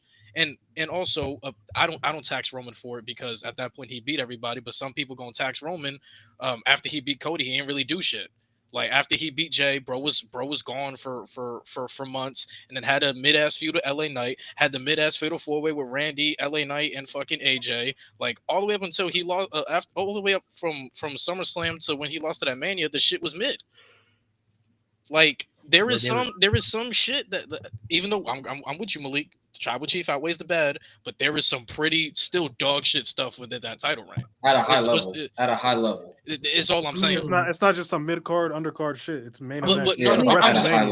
I'm not saying Tribal Chief is 50-50. Roman's overall career is 50-50. Right. It's the 50-50. Overall career, I hear you, and that's what I'm saying. But Tribal Chief is like a 95-5. I guess right. Tribal Chief was like 95-5 because even Stone Cold Peak had 95-5. Like not everything he did was fucking. That's everybody though. Yeah, everybody's loads. Yeah. That's why I think it's pretty much on what you value, right? When it's really this honestly is really looking at a longevity versus. No, Danny, I was talking about SummerSlam. That's really what it comes down to. Do you value more the peak or do you value more the longevity? Right, and I value an overall career. That's how I look at it. But that goes to longevity because if you value an overall career, right? Honestly, Shawn Michaels should probably be like a top 3 wrestler if we keep it. I would personally say that's an arguable thing. But. It's arguable, but when you really, I know you don't like Hogan. When you really break down what Hogan did, though, like Hogan got some shit. Hogan was damn near to go before Stone Cold fucking showed up. So yeah, he was. It wasn't even damn near. It was just he was there. Yeah, he was. All right, to get back onto the Mania topic, how we feel about the ending of night 2. We talked about night 1 a little bit, but night 2. John Cena, 17-time champion, which everybody up here said that he should win, right? Yes. Yeah. Yes. So here's what I'll say about it. I thought Cena and Cody, before the ref bump, I thought they were having a solid match. The crowd was getting hotter. Everything. Cena was moving quicker. I thought it was a solid match. The ending, however, I don't hate it. I just dislike it because Cody has kicked out of way worse scenarios. Like I'm not vibing with. He literally kicked out of something worse before. Yeah. But I mean, he took like 4 AAs before that too, and a super one. So it was kind of like he had took everything. You kicked out of everything that peak Roman gave you. This is Wash Cena. Yeah, but he already took Cena's best shots though. That was Cena's best shots. And I was about to say the AA. How many AAs did he kick out of? 4. And the thing is, an Avalanche was one of them. Yeah, but they were playing tug of war with the STF. But that was stupid. But the thing is though, with them AAs, let's keep it a buck. Everybody was kicking out of them bitches. Everybody kicks out of the AA. Everybody was kicking out of them. Yeah. Can I just say? Can I just say? I'm glad people probably don't like it, but I'm so glad the Travis Scott thing wasn't a one-off. I'm so glad it wasn't just like he's just there. Like he actually did something. I want to put this out. I hated how long it took for him to get to the ring. I was there, bro. Bro, just strolling that seat is like. I want to put this out though. I hope y'all know at some point. I think what they're telling us is that these two are gonna have a match at some point. Cody Rhodes and Travis Scott. They're having a match at some point. A tag match. Travis Scott got that wrestler itch. Has he been training too and stuff? Yeah, they're having a match. Yeah, Travis Scott got that itch. I hope y'all know that. Yeah, he's having a match. We can have a tag match. That's fine. Probably like Backlash. Who was teaming up with The Rock? Money in the Bank. Hey, they always do like a 6-man tag match on Money in the Bank. They'll probably have Money in the Bank. Do you know? Because we know Cody's gonna be Cena later on. Do you know where The Rock was during this WrestleMania? In Hawaii. In Hawaii. That honestly doesn't. That's not surprising because there were reports before. There's reports before, like months ago, talking about that he wasn't going to be at Mania or available. And I think a lot of us were like, "Well, no way, he got to be available for WrestleMania, right?" But they already said they already remember them reports about like he already told WWE like, "Hey, I might not be there." Hey, I'm gonna get close to the camera when I say this. What does Stephen A. Smith do when the Cowboys lose? Didn't I tell you? Did I tell you about this man? I told y'all about this man for years. I told every single last one of y'all. Come on. I open arms on some Bray Wyatt shit. Just join me. Just join me. Just please, Malik. I need to hear it. I need you to hear like maybe you were right on something. You don't have to tell me I was right on everything. Just tell me I was right on something. No, you definitely got it. You definitely on the right track. Yeah, thank you. You know what's gonna piss me off? I honestly though, I kind of felt like when Travis Scott started walking to the ring by himself, I was like, yeah, he's probably not there. That's what I kind of started to pick up. My hope was The Rock just wanted his own entrance. That's what I was hoping. I was like, maybe. I figured he would have came out afterwards. But for me though, honestly, I don't hate the ending like everybody else. I'm all right with it. Like the ending was cool. It's just knowing that Cody has kicked out of worse. Weak. Like, I mean, he's kicked out of worse. But it's like I look at it from like he took multiple attitude adjustments, even one from the top. He was in the STF like multiple times too. Like I'm too tired for you, bro. Come on. You think like you about to unuse the bread so hard, like bro. That's about to unseason the salad, like. Yo, you know when every time. You know, I would say something soon, like, "Hey, man, I don't know, man. I'm really depressed, man. I just been struggling." G baby gonna be like, "Can we? Can I play devil's advocate? Can you just mute him? I don't want to hear it today." Can we confidently say though that this Mania actually had right decisions too? Like all decisions were right for the most part. Yeah. I don't think there was a wrong decision. It was just horrible matches. Yeah, the matches is horrible. It was just horrible matches. That's all it was. Horrible? Some of those were mid. No, there was some. Yeah, I'll say mid. Well, actually, I'll say this on paper. Looking at all those matches, if you look at it on paper, all majority of those matches should have been really good. If you look at the matches on paper. Facts. Even Tiffany, you know what Tiffany and Charlotte reminded me of? Damn, Styles Nakamura. Styles Nakamura. Ew. That's exactly what it reminded me of. Was that not? No, I'm saying it didn't really pick up any gear, and then the finish kind of felt like it came out of nowhere, bro. Chat, rate this pick out of 1 to 10. Chat, rate this pick out of 1 to 10. 10 out of 10. That's a 10. That's a 10. Maybe. The match itself, though. But hold on. Whoa. The match was getting good before the ref bump. It was good. It was okay. It was okay. Not WrestleMania main event, but it was okay. It was cool. okay. 3-star. It should have had more. It should have had more hokey bullshit. You know what Bavia gonna do? He gonna ruin the build. He gonna show up at a big show pay-per-view and do that again. I promise you, if The Rock shows up at Raw after Mania, but he doesn't show up, I'm gonna crash out. That'll be sick. I'm not gonna lie. He gonna shake Cena's hand, bro. If I hear that music on Raw after Mania, I'm gonna be pissed. Like, what? You was about Monday, not Sunday? To go to the ending, because I know a lot of people are gonna speak about it online. Some people like it, some people don't. I personally did not hate it. I know that Cody's kicked out of worse, you just said, but I look at it from the fact, like I said, he took multiple attitude adjustments. He was in an STF like multiple times. Like, it was kind of like he took everything John Cena had at that point, and look at his face. I feel like they're setting up. Like I said, I personally think they're setting up a Travis Scott match. That's what I think is going to happen for the future. They setting up a Travis Scott match. Y'all talking about he's kicked out of worse. Y'all do know he lost a WWE title match to a thumb. That is so followed Mickey. by a spear. I mean, that's true. Followed by a spear. So a low blow and a title to the head. So a low blow and a title to a head. Come on, man. Bro, he had the and that's an old-fashioned way to lose too, bro. Dude, he had the entire Samoan dynasty whoop his ass last year, and he was kicking out. What the hell? Yeah, but that was adrenaline. He can't lose twice. In his soul, we understand. You sound like an Osprey fan right now. That's what you sound like. What does that even mean? That's it's a fighting spirit. Shut the fuck up. Because if you also remember too, to Mania 39, if you remember at Mania 39, the Osprey. Wait, when Osprey does this, you fucked up when he does this. Like, shut the fuck up, nigga. God. But if you also remember, to go to Chief's point, if you also remember at Mania 39, he only took like 2 spears before Roman beat him. He didn't take too many. It wasn't too many before he lost. And he lost the solo when he was an enforcer. Like, well, to be fair, he did lose to the civilian forearm, so I get it. That weak ass finisher. I'm sorry. I won't bring him up no more. I just had to. I didn't hate the finish though. I think it's like old school heel fashion way too. Because like for me, if Cody had kicked out of that title, like the when he hit him with the title, I'm like, bro, all right, like you already kicked out of 4 attitude adjustments. You've been an STF. That's where you do the choking STF. It was approaching Roman Reigns, Brock Lesnar though. I'm like, bro, if he kicked out of this one, bro, I was like, bro, you need to do this here. Like, if he would have kicked out again, I would have been like, all right, bro. Because even after he kicked out of the 4th AA when he got hit with the exposed turnbuckle, I was like, all right, bro. Were you shocked that? Did you? I was shocked when the ref hit 3 after the. I was expecting Cody to kick out. I was like, oh. I was kind of thinking like, at that point, because it just felt flat. I was expecting more. I was expecting more. I think people knew it was going to be a storytelling match. Yeah. Well, yeah, but I expected more like interference because I know a lot of people. Because with this feud, I feel like this feud has really been lacking like big moments since the heel turn, and I've been giving it the benefit of the doubt. I was like, we gotta wait till Mania. That's where everything's going to pay off.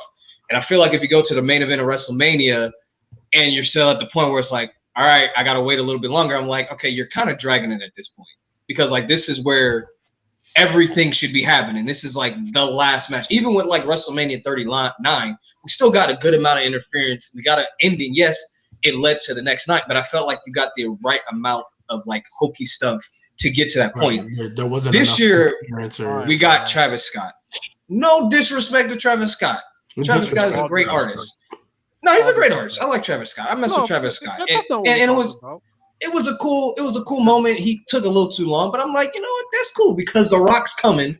Shut up, you. Because The Rock is coming right behind Travis Scott, and I'm like, cool. All right, Cody's about to get his receipt. He still didn't get his receipt. He gonna get his receipt one day. But I was like, all right, cool. Here comes The Rock, and The Rock did not come. And I feel like that's just such a deflating ending to WrestleMania. He's literally the catalyst. The Rock was the catalyst for this whole heel turn. The only reason Cena turned heel was because of The Rock. It wasn't because of Travis Scott. Travis Scott was just there, saging and hitting Cody. They said The Rock sent Travis Scott there. The Rock. That's what they said. I'm like, you couldn't have sent, I don't know, Solo or Jacob or anybody else. You send Travis Scott out of all people for this match. One thing I want to add to people's points. Hit ball-headed ass. The way I looked at the two, I know some people were talking about. All right. Back on track. The way I see a lot of people critiquing the end, but I actually didn't hate how they did it too. Even when Cody hesitated, I looked at it as too. You got to remember a part of the story. Cody has talked about how his idol was John Cena. Right. So in that moment, he's like, man, it don't have to be this way. You know what I mean? Like it isn't.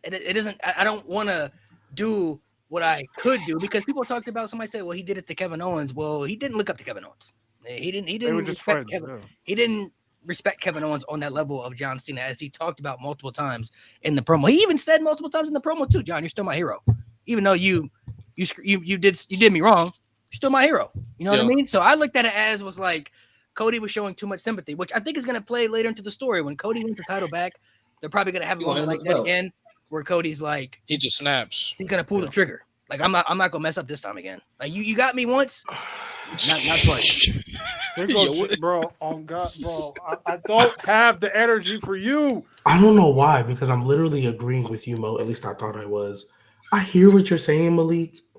Why stop right there. I hate when you start shit off like that. I hear what you're saying. It's always like some bullshit. Yes, like, but Mo, he's gonna follow it up with the most egregious shit ever. I thought I was on this hard because Malik, I get your point of view. However, I'm not trying to hear that shit. To be honest, I'm not either, bro. To be honest, bro, like you face literally one of the most diabolical freaking lords in wrestling history. You telling me you can't go to that place again? I don't care if this nigga looked up. You were in the main event of WrestleMania for what, the 4th time? And this nigga made you bleed. The guy who busted your eardrum was out there. You telling me you can't, bro? You telling me that you can't go into that place? You literally playing tug of war with this man. You look at this man's eyes. You have the belt right here, bro. You're Cody. You're cookie cutter. You are a cookie cutter, but dog, you have that side of you. You can go to that place. You have that Homelander inside of you. You have that dog. You have that Homelander inside of you. We've seen it before. I don't care who's in front of you, bro. Unless that's your mother right in front of you, you can pull the trigger. You have that Homelander 40. So That's crazy. That's crazy. Yeah, he's gonna. That's why I said he's gonna bring it out later. That's the part of the story they're gonna tell. You know what? You know what they're He's gonna a do? 40-year-old. You know what they're gonna do? They're gonna have Jey Uso and Cody have a segment where Jey Uso's the champ. Though he's like, "Come on, Uso, you gotta tap to that side, Uso. I had to do it, Uso, even though he didn't get no spot. I had to He do didn't it, really. Uso. I had to He do added it, a Uso. suplex to his moveset. I had to do it. You You see ain't where it do got it. me, Uso. I know you got it in you, Uso. You know what's coming, bro. Cody's downfall was him showing sympathy to somebody that he shouldn't have been showing sympathy to because of the relationship that they had. But the problem is, we just went through a whole year of Cody Rhodes not showing niggas sympathy. It wasn't John He Cena. almost killed it. He almost killed AJ Styles. They wasn't at that level for him. Almost killed AJ I Styles. don't care. I don't care. He's fighting people that he doesn't AJ like. Styles had a whole relationship with his Other mom, than Kevin Owens. and he almost killed that nigga. I don't care. I would have don't felt care. you a lot more, Malik. AJ Styles, he didn't respect AJ Styles like Malik, that, I bro. would have felt you a lot. You still more respect AJ. Yeah, of course. If John Cena didn't literally beat his ass out of Elimination Chamber. Exactly. If John Cena didn't like if John Cena still would have been nigga put his foot on his head. You know. I'm gonna play devil's advocate just like you. You know how I'm gonna backtrack that? You ever had somebody you loved in life and did you dirty, but you still love them in life? That's how this is right here. Yeah, I'm my not family. one of those people. Hell no. It's Hell fuck no. them. That's how this is right here. It's fuck them for My me. blood. I don't give a fuck about none of that. Bro, And also, I never Alabama slammed a nigga through a ladder and freaking put him on the shelf. I've never done that before. I've never tapped into that place. He did. So Malik, Yeah, here's Cody the thing. Rhodes did, but he didn't. I've never lifted up steps intention to delete somebody from this earth. This story would make sense with Randy Orton. I ain't gonna lie. It would way make more sense. It would make a lot more sense. Actual brotherly bond. And the thing is, even with Randy Orton, if Randy Orton RKO'd you and kicked you in the fucking head, I'm not showing that nigga sympathy Malik, when it comes to the fucking title. They never beat the fuck out of me though. Malik baby is crazy. Is it crazy though? Malik, I don't disagree with you. I just want you to know. I don't disagree. I see what you're saying. I just don't like. I like the nuance in that take, but the fact that that's literally how the story is playing out, bro. Like they want this nigga to show rage out of like right now. Like that's not what they're doing. Braxton, right now, you bro. shut like, up. You don't group. You don't. They haven't been. This would have worked like 2 years ago before we seen that he has that side. But we seen he has that side. I know he has that side, but it's gonna play out later. That's what I'm saying. It's not playing out right now. That's what. What did we say earlier? What did we say earlier? Because it's a story doesn't mean it's good. Though. Just because it's a story doesn't mean it's people, good. bro. It's different. Yeah, it's different, bro. You know, I don't give a fuck. If someone makes you bleed blood, like, come on, bro. You beat the shit out of me. Someone made you bleed. It didn't make sense when he was buddy with The Rock after The Rock beat him up and made him bleed. It didn't make sense then. This man's around his kids. He's around his wife. He's around his mom. He's like, oh yeah, we FaceTime every day. Why? Why? Like we already know Cody can show rage. He's gonna show that. It's just gonna be later. And like, it's not right now. It's gonna be later. That's gonna be the point of him getting the title back. Who the fuck? Like he's not gonna make the same mistake twice. Who's like, Cody?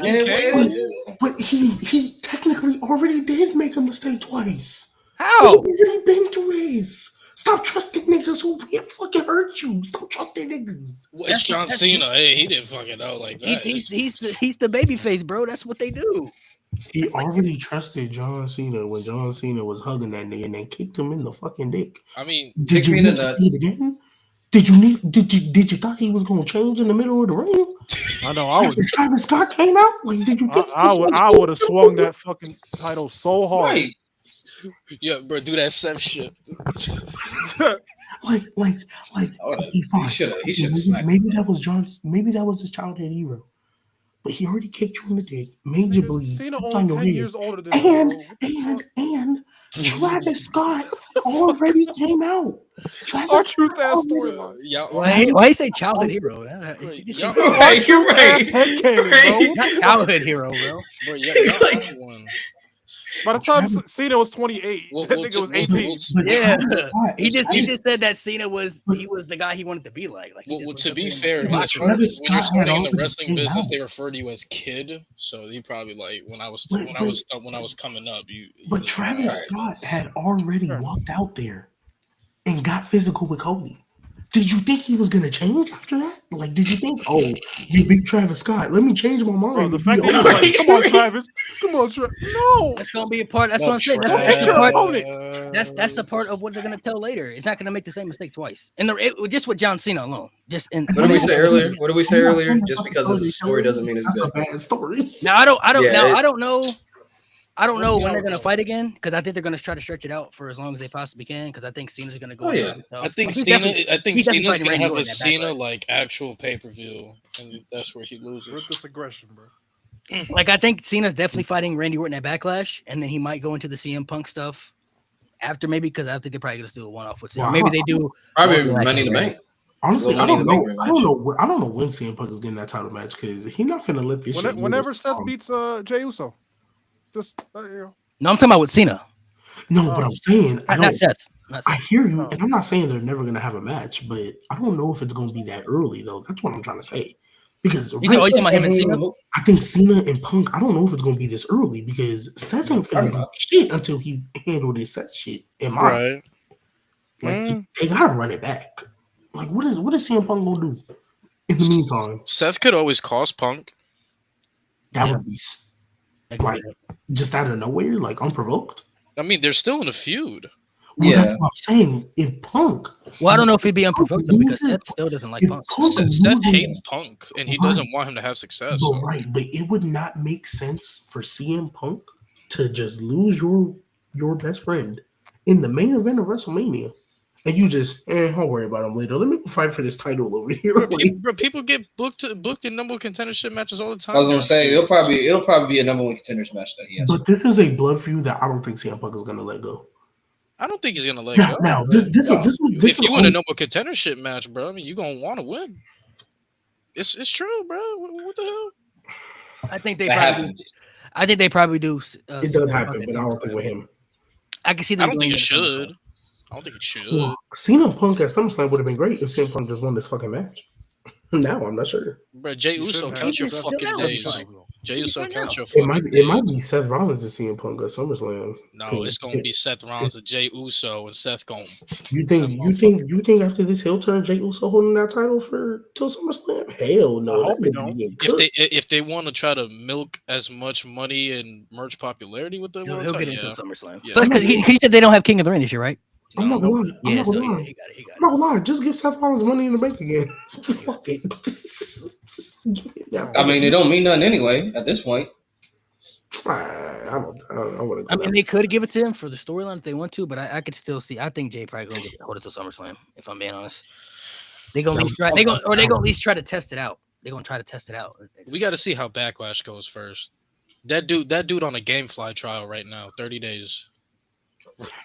Renew if you like it. Renew if you like it. Damian Priest was on the same shit. He was on the game. Oh, he was. Some of these young niggas ain't gonna know about that. Young, that is a wild pull. Oh my god, GameFly is crazy. I remember the ads on Nickelodeon, bro. Hey, some of these young niggas don't know about calling that 1-800 number to get a couple games sent to your house. You really don't know about that. My mom ain't let me, bro. She was like, no. But he on a GameFly free trial. He gonna get that free 30 days, and if it's good, they're gonna renew it again. They're gonna take a pay-per-view by pay-per-view. On the game. Overall though, I would still think they're gonna do CM Punk. I mean, they're gonna do CM Punk. Can we talk about how AJ Styles next to the word WrestleMania equals depression? Damn near every time. Honestly, though, this year it's all AJ Styles' fault. And Karen Cross. Yeah, I was about to say this year it's all AJ Styles' fault. You're a bitch. Yeah, no, he didn't accept help from the GOAT. Prince DJ. If you in here, AJ's a bitch for that. He's a bitch. Nah, if we're being honest though, if you look at AJ's catalog at WrestleMania, it's kind of pretty mid. If we're being honest, it's iffy as fuck. Like his best WrestleMania match is still with Shane McMahon. Let that sink in. Yep. How was Shane McMahon, AJ Styles?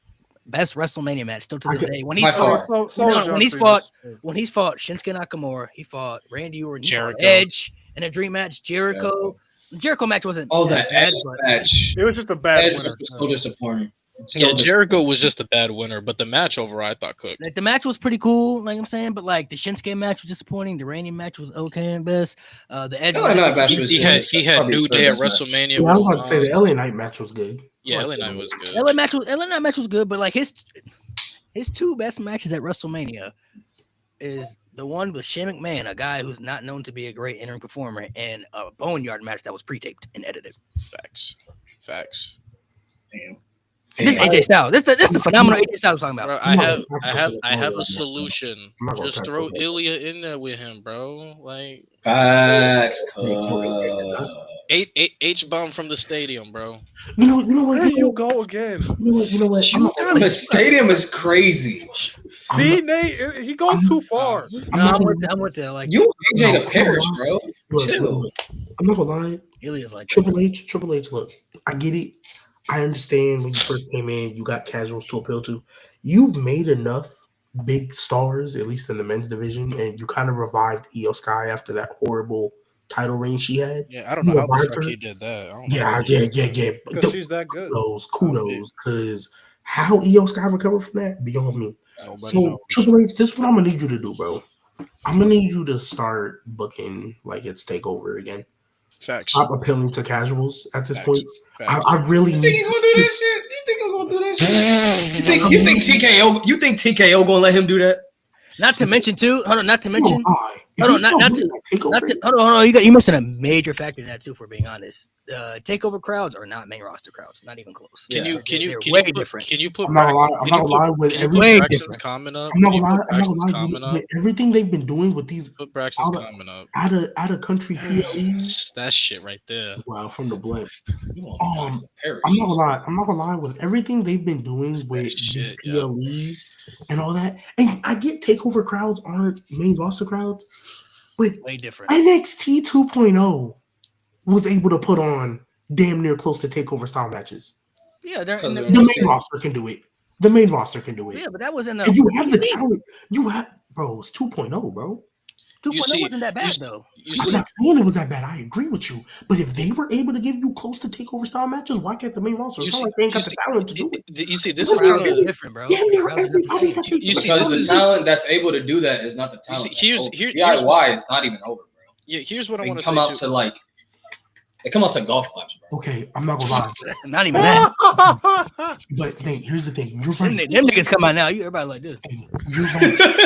You lost the register. Finn Balor come out. They be like this. They be like this. But no, honestly, if you're looking at it, have that 2 out of 3 falls match though. If they would have booked it like if it was an NXT style, I guarantee you more people would have been into it. 2 out of 3 falls match. When DIY and Motor City Machine Royal Rumble. Wasn't that shit longer than that was a terrible spot. Yeah, that was a terrible spot. Well, to be fair, I can't blame DIY and Triple H because when Gargano and Ciampa both individually were over on the main roster, they got hurt. Like when Johnny Gargano first came back and he had the United States Elimination Chamber, he was over. Then he immediately got hurt after that. Ciampa was over from when he joined Miz and then he faced Lashley. He was over as fuck, and then he got hurt. So it's not. Also, there's nothing he could do. The main issue is the crowds are very different. Like there are people who still don't know some of these people who come up from NXT. There are people who didn't, like. I was talking to people who didn't even know who Penta was. They're like, why should I care about this guy? But I gotta remember, like, not everybody knows the indies. That's why NXT's crowd was so lit.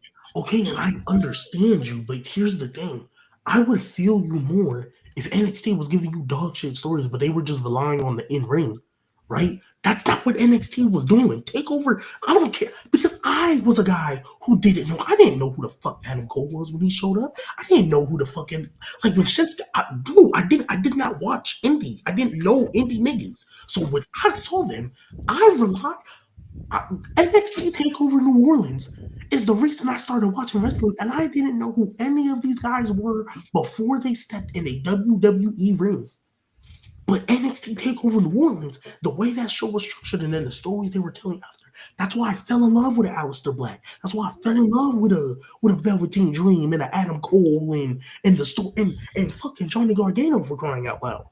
Like, it was the stories they were telling, and they had the matches to go with it. Even though these guys aren't over, the reason why I say you can do it, I look at Io got revived. Io's resurrection started in a Queen of the Ring tournament.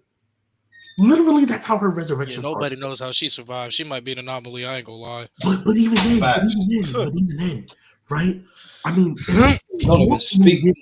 you also need to give English her, ain't even her first language, and she revived. It was what people want Shinsuke to be, sadly. And even then, before she got hurt for like the 5th time, bro, Asuka still used to get crazy reactions, and I don't know how the fuck she lasted. Yeah, I don't know how. I don't know how the fuck she lasted. Yeah, right? but I look at even on the main roster, the people that you have there. No, are some of them as over as they were in NXT? No, but you still have a bunch of people on that roster that are capable of putting on those style of matches and just getting over with that. If fucking Ricochet can get over fighting JD McDonough a couple weeks, insanity is crazy. If he can get over fighting JD McDonough a couple weeks, you can give me some NXT style matches. Because I guarantee you the main roster crowd, even though it's different, I guarantee you they're not going to be disappointed. It's not like they're going to be quiet during them type of matches. You put on an NXT style pay-per-view just one time in the main roster and they're going to be fiending for it. We did. It's called Backlash. Yeah, I was about to say Backlash 21. Those overseas crowds. In the States, it's not going to hold up. That's what I'm saying. I'm saying do it in the States. So you gotta at least try. So there's a lot of things that go with that. So with the takeover shit, you watched NXT, you know that Triple H, it didn't matter what place takeover was in. If the trigger had to be pulled, the trigger had to be pulled. On the main roster, unfortunately, we got people who got fucking brains the size of fucking mice that they want everything to end at the big shows, which makes the B show pay-per-views not as important. I know Triple H could change that, but that's just how the casuals are. They want every title change to happen at a big four. So that's tough to build to. And I hear you. And then on top of that, you have TKO, like Nate said, they got their hands on That's what I'm saying, bro. Them niggas. So for example, you think TKO gonna go ahead? So for example, right? Let's say I'm a Johnny Gargano glaze. I'm gonna use Gargano as an example. So let's say Triple H said, you know what? Maybe I want to build up Johnny Gargano to be Intercontinental Champion. TKO can come in and be like, little man, Trick Williams. Like he does it in NXT. He didn't have anybody doing that. Okay, I'm not saying TKO ain't got no type of power, obviously, because that's who. Oh no, they got my via like this, right there, bro. They got. I'm not saying on a TKO board. Actually, he can make his own. I mean, he's on. Yes, he's on. He is on the TKO board. I'm not saying that don't happen, but I definitely don't. Me personally, this is just my opinion now. I definitely don't think that. Hold on, I gotta put this one up, bro. This is funny. You better be back talking live. Do y'all not know what time it is? I'm not gonna be screaming at 12 o'clock in the morning. My niece is sleeping too, bro. I'm trying to. Yeah, I gotta keep it out. I'm about to say, like, I'm not gonna be screaming. I'm yelling at y'all and shit. I'm talking about some mid-ass wrestling. I hate you, Nate. I hate you. Hey, Nate, you've been on tonight. I definitely do not feel like TKO will be them type still on fraud watch. He might be a fraud at this point. I don't think TKO them type of niggas to where they're like, oh, you want to tell a compelling story with this guy? No, I don't think they're the type of niggas. I'm not gonna. I feel like they not to that extent, but like, all right. So let's say Triple H does want to tell a true compelling story with Jey Uso. I bet you TKO's licking their lips like, what about Braun Breaker? What are you gonna do over there? But I don't think you can. I think you can do both, though. That's the problem. I don't think one has to sacrifice the other. It also just depends. You can have your guys that they want to push, but it's still not sacrificed. Well, I'm just assuming. I don't know if TKO. You have to remember about like. You have to remember like sponsorship stuff, right? So I think a reason why Jey Uso probably came back. I feel like a reason why Jey Uso didn't do the Yeet stuff for only 1 week. I feel like that's also like to keep pushing this stuff like this. You want to push Yeet as much as you can. So TKO is probably like, you can do to stop the Yeet stuff, but like next week, like make sure he does it so like we can keep pushing out Yeet merchandise, you know? I feel like if you wanted, I feel like Jey Uso's just have to keep, even though I'm not saying that he doesn't want to do it, but I'm just saying like you can't have Jey Uso like completely go back to serious. You should, but I feel like TKO might just be like, hey, let's make sure you keep pushing this out because we want more of this. It's also sponsorship too. Like guys like LA Knight and Bianca, they're like the poster faces for like Slim Jim. So those are gonna be more so protected than guys like a Solo or some shit. I mean, I hear y'all. I just don't want to hear that shit, and it's not from y'all. I just don't want to hear it. You don't like it, and that. I mean, look I at don't like it either. 2022. 2022 was like right before, like right before everything. Right before everything like took off because like Vince ruined everything. He ruined everything. Then TKO came along. It was just so bad, bro. Because like after WWE Vince did take didn't a shit leave, from TKO got their hands on. Yeah, he didn't leave till because you look at the fall of 2022, amazing. Like just really good pay-per-views. Like week-to-week shows were some of them were alright, but like mostly like we got some good matches, some good wrestling. It was a breath of fresh air. Then you look at the fall in 2023, like we got Judgment Day versus Sami Zayn, Kevin Owens, and somebody else for like 12 weeks. Yes. So like, and Vince was still, and that's there. when Vince was there, and then TKO came. Shit. So it's like, yeah. So we just like we never got because I feel like we were on the cusp of that takeover style stuff. We could have at least got that till TKO. It's so crazy, G, but that you said that. Castle is a prime example. But when they were on their way to TKO, that's why I don't like Extreme Rules. That's why I don't like using the main roster crowd as an argument because when Triple H was on that way to like having that takeover style and he was like introducing it, the crowd was fucking with it. They were rocking with it. It was I'll hear more a TKO argument than a main roster crowd at this point. Like these main roster crowds are different now because I mean, shoot, look at the way they treat baby faces. They don't give up on baby faces anymore. I feel like TKO probably like. All right, what's the best way to describe this? They kind of know what Triple H guys to not step the toes on. Like Gunther's one of them. Like even though Gunther's not this huge marketable merch mover, you know, like Triple H gonna tell you they don't touch my guy. Yeah. But like TKO probably like like I feel like they're gonna fall in love with Trick Williams once he comes up. I swear to God, Whoop That Trick shirts are gonna go crazy. They're gonna sell like fucking crazy, bro.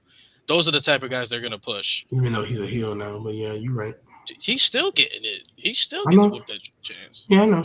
Is he really heel? He was dapping up You ready? fans, gang. I'm not Y'all ready for Pat McAfee? McAfee? To have a spinoff for you. Yeah, they are. Y'all ready for Pat McAfee to gentrify the Whoop That Trick chance?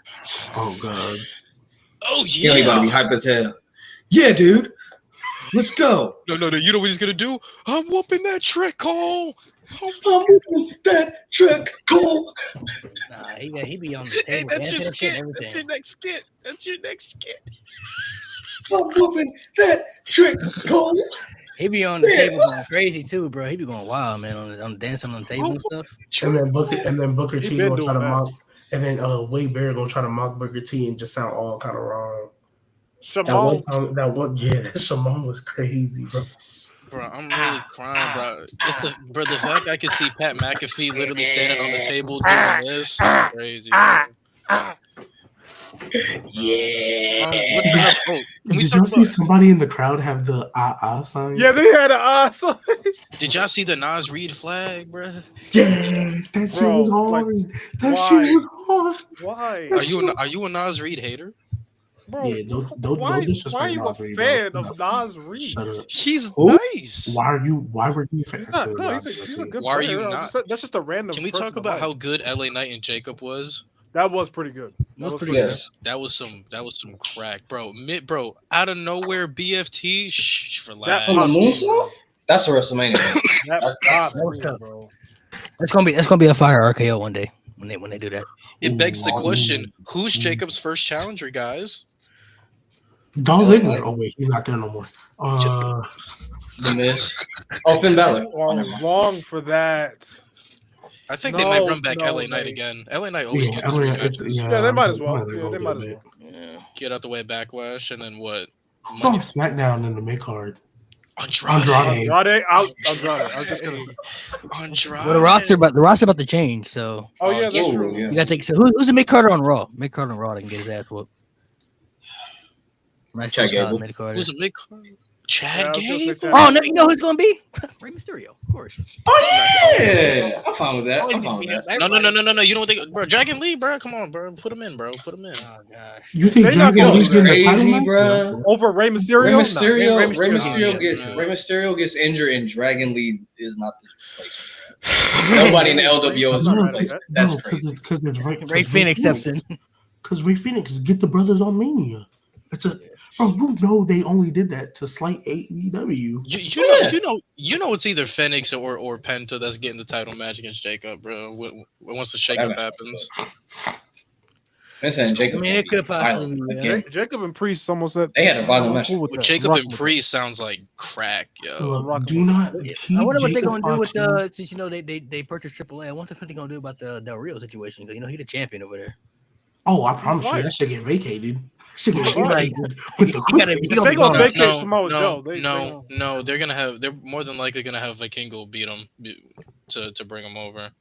Well, duh. I mean, because they already had him on the stage and everything. Yeah, Vikingo's gonna beat him. Vikingo for sure. Hey, I can't wait till El Grande, yo. I can't wait till El Grande Americano beats Vikingo for that AAA title. Could you imagine?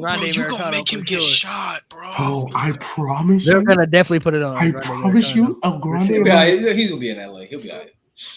Yeah, he gonna win it. He not gonna win it in Mexico. He gonna win it in America. Yeah, he gonna lose it in Mexico. He gonna win it in LA. He can't win. He cannot go to Mexico. I promise you, he's winning at Worlds They're gonna Collide. shoot him. He's winning at Worlds Collide. Yeah, but he'll have the crease with him. He'll be alright. Wait, would you have that main event? Yes. What the Worlds Collide? Worlds Collide? Absolutely. For sure. Let's win the event. Honestly, bro, a Grande Americano is getting over, bro. Chad Gable will be proud. He's like over right now. They should form a tag team. It's a shame. And but did y'all see it, bro? Bro, y'all can't listen.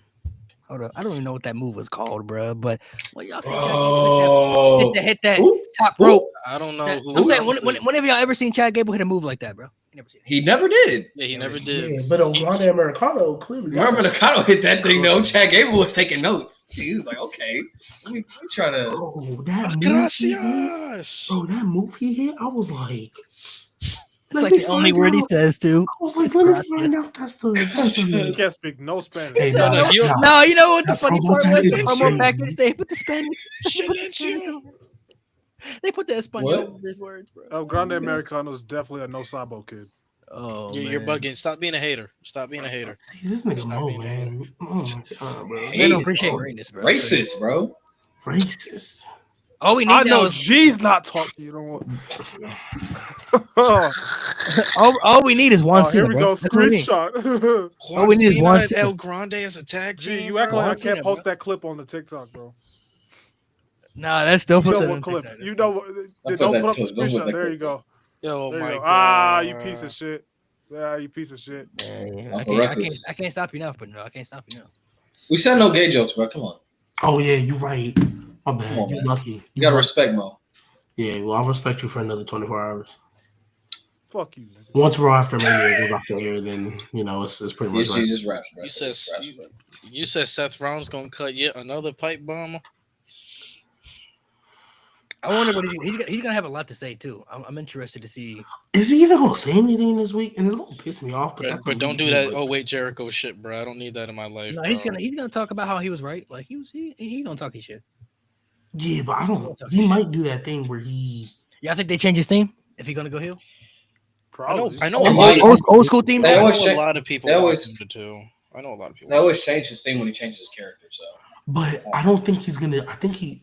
How much does a character really change? I was about to say he's probably gonna take more of the John Cena where we're like, no, I was right. I told y'all what was gonna happen. I told y'all what needed. Y'all should be cheering me now. Oh, imagine, if he pulls out this for the greater good. Oh my god! Oh my god! Oh my god! Oh my god!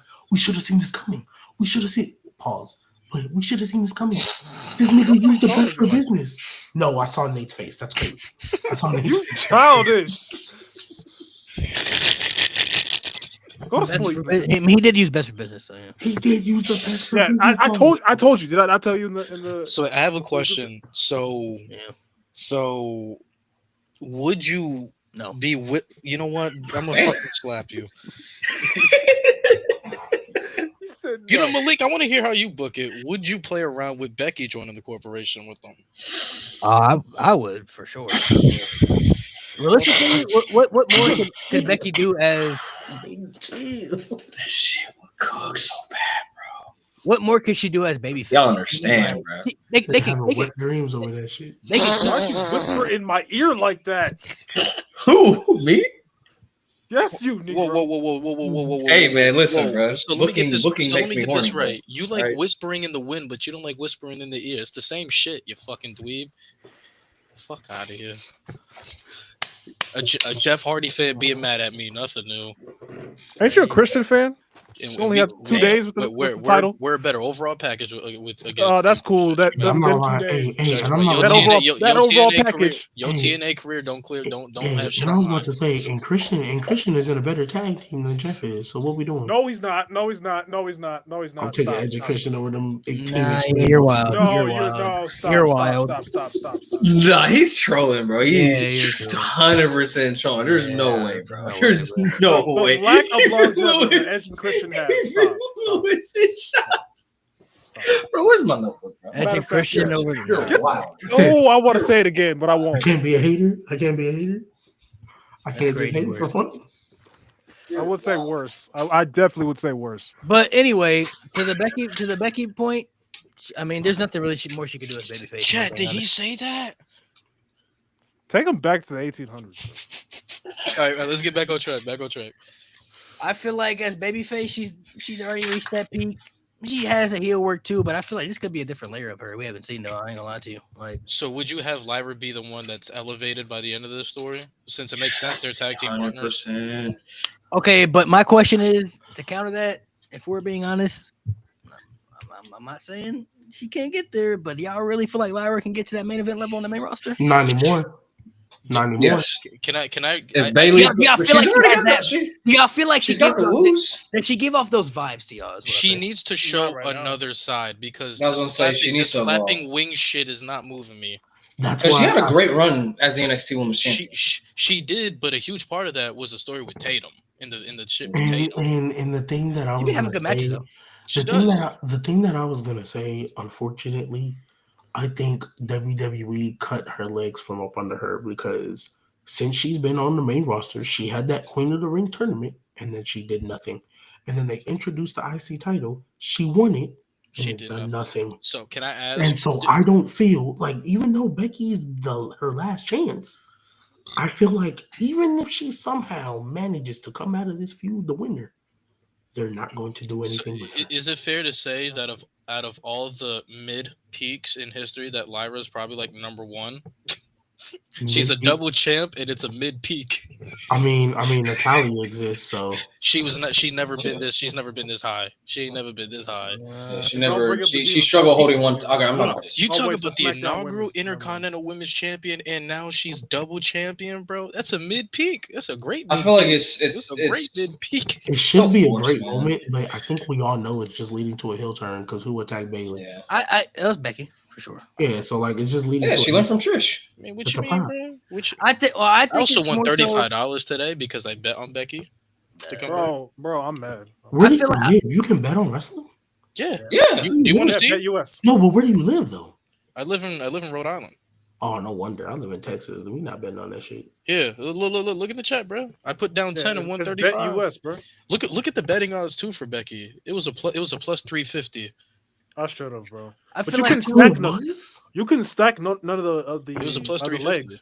It That was was, the thing. I was just like, it was plus 350. That's it. for her to show up. Yeah, and bro, the second they were like Bailey's out of the match. The second they were like Bailey's out of the match, that went away. I didn't know how much I could really put down, so I put down 10. And once I saw the report that they were gonna put the angle for her to return, I said I should just empty the whole bank, bro. No, you couldn't put more than 10. That was the thing. I couldn't. Oh, okay. I feel like too with Lyra, the main thing that holds her back is just like you said that she hasn't been involved in any good stories. Her matches have been good. It's just she has no stories with her championship reign. So it's like, Yep. This man said I didn't know brown folks were in Rhode Island. It's crazy. Bro, I was about to. Fam, Oh. hello. Yeah, no, they do. They do betting odds for pay-per-views and all this shit all the time. Like they're gonna have it for Backlash. Must be nice. I might have to. I do want to say though, I won $4 off of Saturday Night Main Event, bro. I want to give a shout out though to Dom, bro, because I ain't gonna lie, bro. He got massive pop. If you go back to his debut, bro, I ain't gonna lie. I ain't see nothing in this. I ain't see He no was potential at all, cooked, bro. gang. He was He cooked. was Ted boring, DiBiase. babyface. It just he didn't give me. He didn't show me anything of why he could potentially be somebody that I should care about. And the fact that he won the Intercontinental title at WrestleMania and got a huge pop, man. Shout out to Dom, man. Shout out to Dom, man. Shout out to Dom, man. Dom Did that, man. Dom coming far, bro. He honestly could be a world champion. I ain't gonna lie. In the future. Oh, yeah. In the future. I think it's bound to happen at some point in the future, bro. Because Dom is he's got aura to him, bro. Like the fact that honestly too, he gonna turn babyface after being the most hated heel at one point, and now probably one of the most likable guys, bro. To Eddie Guerrero, man. Shout out to his pops. Yeah, he just can't reconcile with Ray, bro. He can't forgive that man, bro. There's no forgiveness there. Bro. No. I don't need to see him forgiving Ray, but did anybody else? Did any of y'all want to touch on? Did everybody touch on the main event and stuff? Anybody else got something? Yeah, the opening triple threat from tonight. Opening triple threat was great. I liked it. That was a great match. That was a great match. Only thing that kind of shocked me, I definitely thought Naomi was going to come out and cost Bianca, but other than that, it was a good match though. Oh, they stopped booing Bianca. I think that shit makes no sense. Bro. I will say, I think Naomi. What doesn't? Them booing Bianca getting booed.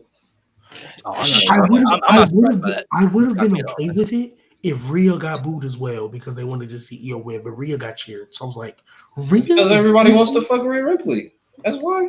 She ain't got no character that's interesting enough to her to get cheered right now. We know the real reason. Okay, G, don't say nothing. G, don't piss me off. Please don't piss me off. I'm not gonna say that. Realistically, bro, Rhea's not getting booed against. You match Rhea against any super, she's not getting booed over anybody in the women's division. It don't matter who you match her up against, bro. I mean, well, the week to week crowd were booing her over Io. No, it's just Mania got here. I'm talking like realistically, you match Rhea up against anybody, they're not gonna boo Rhea over anybody, bro.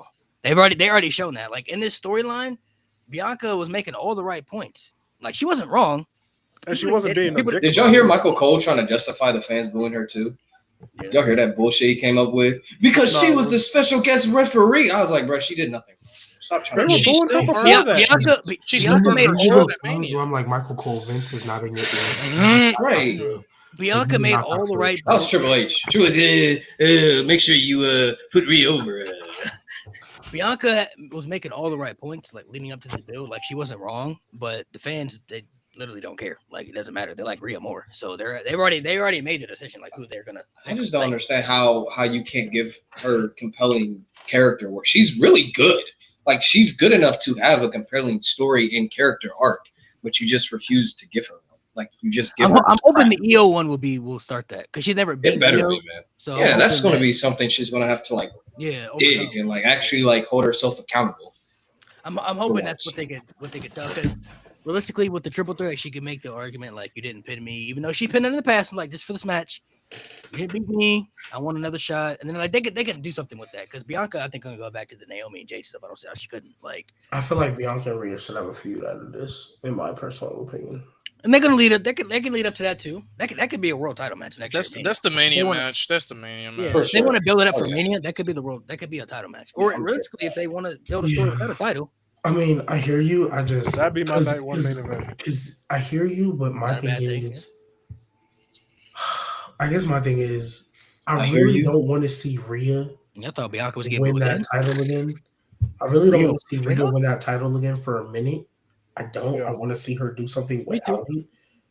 And so I don't know if she's the one who beats Io for it, like eventually down the line. I don't know if Io's gonna hold that thing for a long time. So I don't know who like your transitional champion would be unless it's Becky. But even then, I don't want to see another Becky Rhea match. I've been there, done that.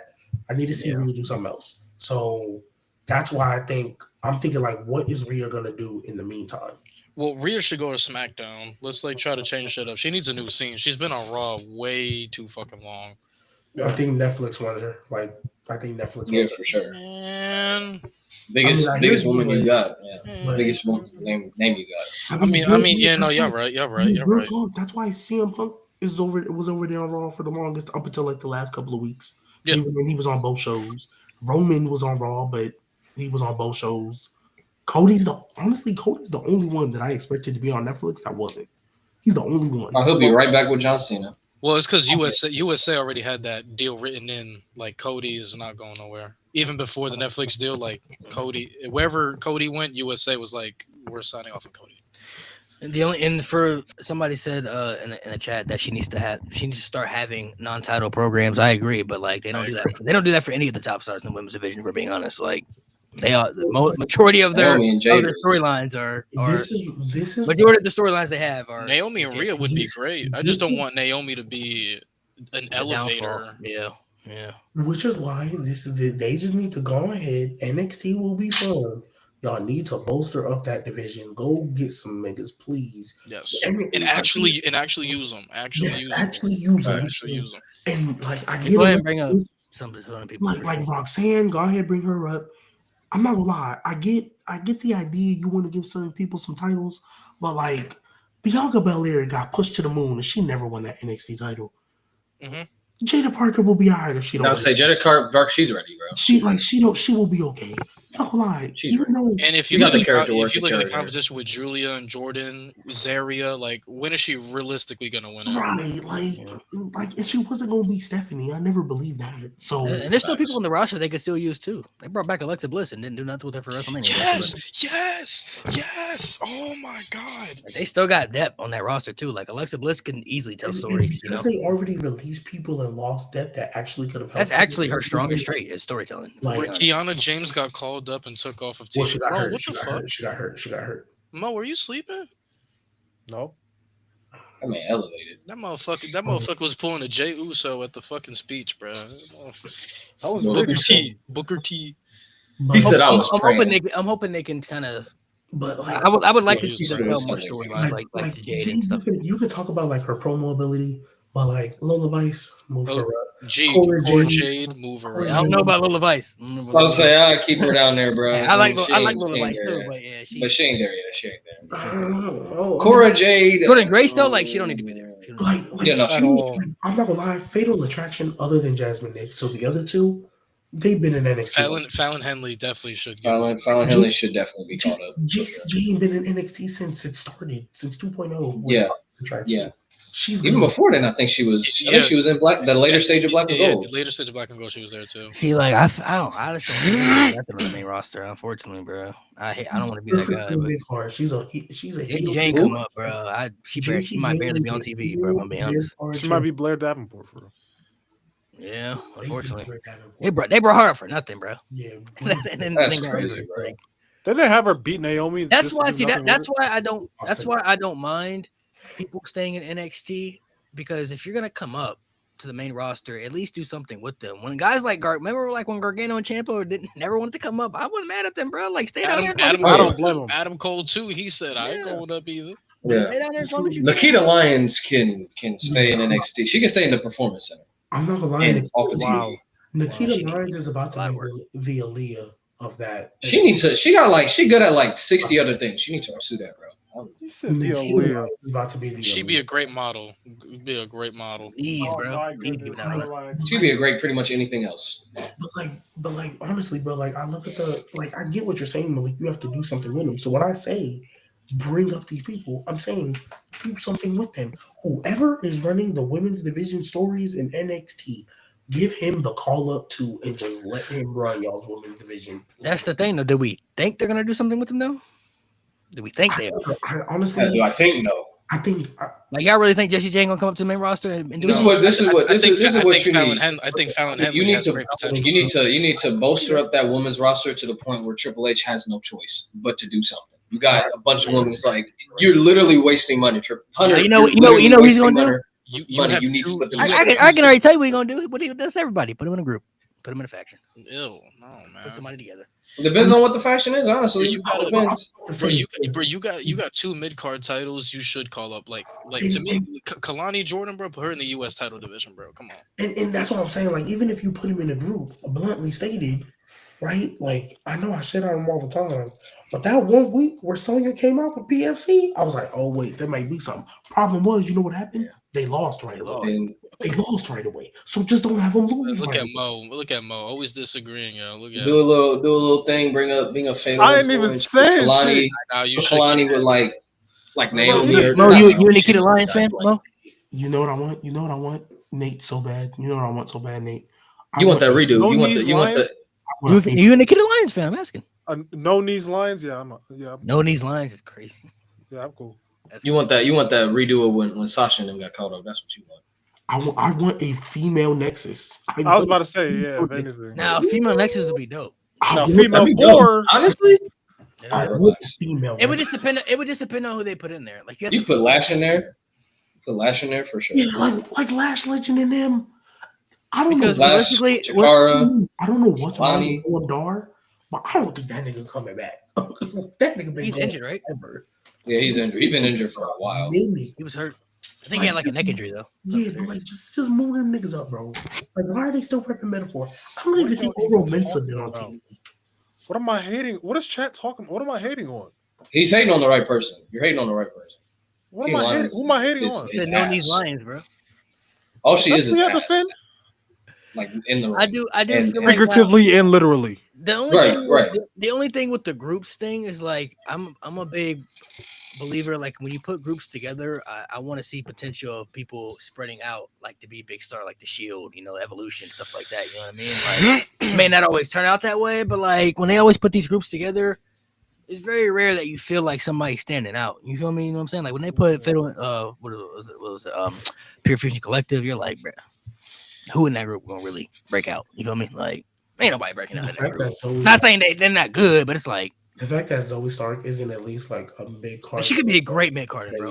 She could be a great mid carder. Yeah, that belt was made for her, man. That IC title, that women's IC title was made for her. Actually, I thought they were teaching like something with like bringing back like Right to Censor because Zoe Stark was kind of doing stuff like that on Twitter, like post stuff like that on Twitter, like about and she been cutting promos like that too on socials, talking about like, oh, like y'all don't respect me because I don't be showing my ass and titties. Oh yeah, that's what she was cutting on Twitter. I'm like, yo, like this, like she going crazy right now. Like Shayna Baszler do the same thing. She's with her too on that shit. Yeah, like, that'd be dope. Going crazy on that. That'd be dope. Like that'd be something. And cool. Like you call up, and you literally call up like a Jada Parker, like who is great in the ring, but like is someone who the guys go crazy over, and it's like attack Jada Parker. Like this is what y'all want. Y'all want all this like in attack like all because NXT perform like. NXT women's roster, that'd be going crazy. So that'd be perfect story. You just like attack all these women, like you just here because your looks. Like that's all. We here because we can actually work. You here because people freaking goon over you. That would fucking cook. That'd be a good storyline. That would cook so hard. You know what I would do? You talk about the female nexus. Do you know what I would do? You know what I would do if we doing a legit thing? I'm dropping Jada from OTM and I'm putting her right with Lash and Jakara and Jada leading a faction with You see, and that's fucking that's what I do. And honestly, to add to it, tag team, and then she can go whether the mid card or the like. Well, honestly, I really hope. Well, it's probably not gonna happen, but I really want Becky to turn on Lyra like now, so those tag titles can stay in NXT. Please turn on her on Tuesday.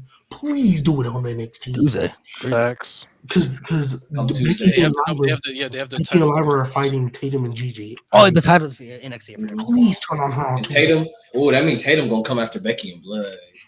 I like the idea of Jada and Lash and Jakara like that too. Like, bro, if you call, I wouldn't even be mad if they throw like Kalani Jordan in there because she need personality, bro. That could help her out. Yeah, no, I would love that. I would love to put her. Honestly, Kalani in there too, bro. Honestly, on the main roster, I would love to see Kalani and Soul as a tag team. That would be your best tag team. And you know what's crazy? And I hear what y'all saying, but if you get rid of them tag titles, that instantly fixes 30% of your problem. That instantly fixes 30% of your problem. Now, with whoever you call up, you just have to tell stories. And the reason why there definitely should not be a problem is because you have a 2.5-hour show and a 3-hour show. You have 5.5 hours dedicated to wrestling. NXT doesn't even have an overrun anymore since they moved to the CW. They are a 2-hour show straight. And they still, bro, you can't have 4 women's matches on one show at one point. One thing too, from what we saw from the NXT show that I think they should do more on the main roster, they had a lot of multi-man matches on that NXT show, bro. They had Fatal 4-Way match, the ladder match, the triple threat match. Like, and you want to know why they had them Fatal 4-Ways? Because that women's division is so fucking stacked. They had to because they couldn't leave people off the call. So the Soul Snatchers is crazy, bro. No, that was a cold finish, bro. Bro, you put her and Kalani in a tag team, bro. They're running that tag. They're literally the modern day Paul Lynn and Brian Kendrick, bro. Yeah, no, that'd be a cool tag. That'd be a cool I think tag. they should They'd be do doing some of the more crazy multi-man stuff. matches. They're always set on doing like the one-on-one matches at the PLEs and stuff like that. Like, bro, throw a fatal four-way in there at times, bro. A little triple threat, bro. Something. You mean like throwing a TLC at WrestleMania and moving into SmackDown? Yeah, that's crazy. Yeah, that's crazy. I mean, the match is gonna still be great, but I definitely feel like that's kind of wild. Shined on Mania, bro. They said Street Profits on Mania. Halt, motherfucker. Halt. Nope, Now, you gotta get that Clash of Clans money. I did hear Montez Ford talk about that, so I do understand his perspective, what he was saying, because I mean, I get it, but it's like he just saying. I heard it was because they wanted he brought up some good points, like, you know, there are people that fight to be on Mania every year, and we all have said that not everybody should be on Mania, but when you're a superstar and perform, that's what you strive to go for, right? I didn't know this, but I guess that match was sponsored by Clash of Clans, and War Raiders had a Clash of Clans entrance, so that might have a factor in it too. They probably wanted to have that sponsorship. Which is hating. Look at Mo's face, bro. That's messed up, man. Like, I get it, you got to get your money, but when you're affecting like the tag team division, when the other tag team division has been putting in work over a year, and it's like, oh, this Clash of Clans wants a spot, and you just like, okay, Damian Priest and Drew had the Doom video. Hey, the money though, bro. And at least that story made sense. Like, at least that story was good, and like they deserved that spot. Yeah. Like. Yeah. If you're giving a sponsor match to a match that didn't even deserve, that's messed up. Drew's entrance, Mania. And I'm not gonna lie. Check price that though. I'm not gonna lie. That Clash of Clans. I'm not gonna lie. You could have just Sarah and Logan happy. You could have just made it a fatal four-way and let Pretty Deadly show up in Clash of Clans stuff. They would have made it work. Oh, I agree. They would have made it work. Oh yeah. They would have made it work. Because they literally, and I don't know why Pretty Deadly's not even a part of that match. They literally made hosting Stand and Deliver the funniest part of Stand and Deliver. They literally made hosting that show. They're so good, man. But I mean, if you talking about the Mania 39 weekend, that's the one they hosted, right? Mania 39 weekend. Yeah. If you look at the aspect though, you muted. Did he go mute? You just cut out of nowhere. I hit the mute button. The point that he was bringing up was when you have when you have WrestleMania every year, you know there's going to be certain superstars that are going to make the show, the CM Punks, the Roman Reigns, Seth Rollins, but then you have other people who got like the Jacob Fatu's, people who got to make their first WrestleMania show, you know what I mean? So not everybody's going to be on the show, because this year, bro, they didn't have no Sami Zayn, no Nia Jax, no Sheamus. Like, there are people who could have been on the show that definitely should have been on, you feel me? Like Sami Zayn, I saw him post a picture just sitting there looking at Jey Uso's reaction, like he was there, just chilling, bro. Like, you got nothing for him, bro. Like, Nia Jax came up being the world champion. Like, literally, bro. Alexa Bliss came back for what? I mean, you would have just had a spam of freaking multi-man matches, though, which isn't always a bad. You know what would have been cool? I said Money in the Bank. You know what would have been dope? You know what would have been dope? You know what would have been dope? If they would have used Sammy as like the angel on AJ Styles' shoulder and Karrion Kross as the devil. If Sami Zayn was trying to be like AJ, you don't got to do it like Karrion, and Karrion was like, nah, you got to do. Oh, that would have cooked so hard. That'd have been good. Oh, why didn't they do? Hey, remember, Karrion Kross was looking for Sami Zayn for me. Yeah. But he's like, oh, that would have been in it. Oh, bro, I thought they were telling that for Mania, bro. Like, it seemed like they were telling that for Mania. Like, that was going to be a match. Nah, Karrion Kross is having a Mania match next year, bro. Like, for sure. And imagine Sammy Haluva kicking Karrion Kross. I'm not going to lie. They should put Karrion Kross in Money in the Bank. I'm not saying he has to win. I look like. Can we put Karrion Kross and AJ as a tag team? Them as a tag team? I don't know. For some reason, I just think it's cool. I don't know. Tag team. Dark Way, Evil Ways? Maybe. Hold on. But to really make the Karrion character work, right? Wouldn't it be cool if he can somehow go on the story and have AJ actually see his vision and win AJ over, and AJ's like, you know what? You're right. And then they form a tag team. It could be that. It would save that division. I think it could be something. I mean, that'd be interesting in the sense of like trying to say Karrion and AJ's tag team. I just want AJ see the vision. And honestly, AJ's getting older. I think put him in a tag team would be smart.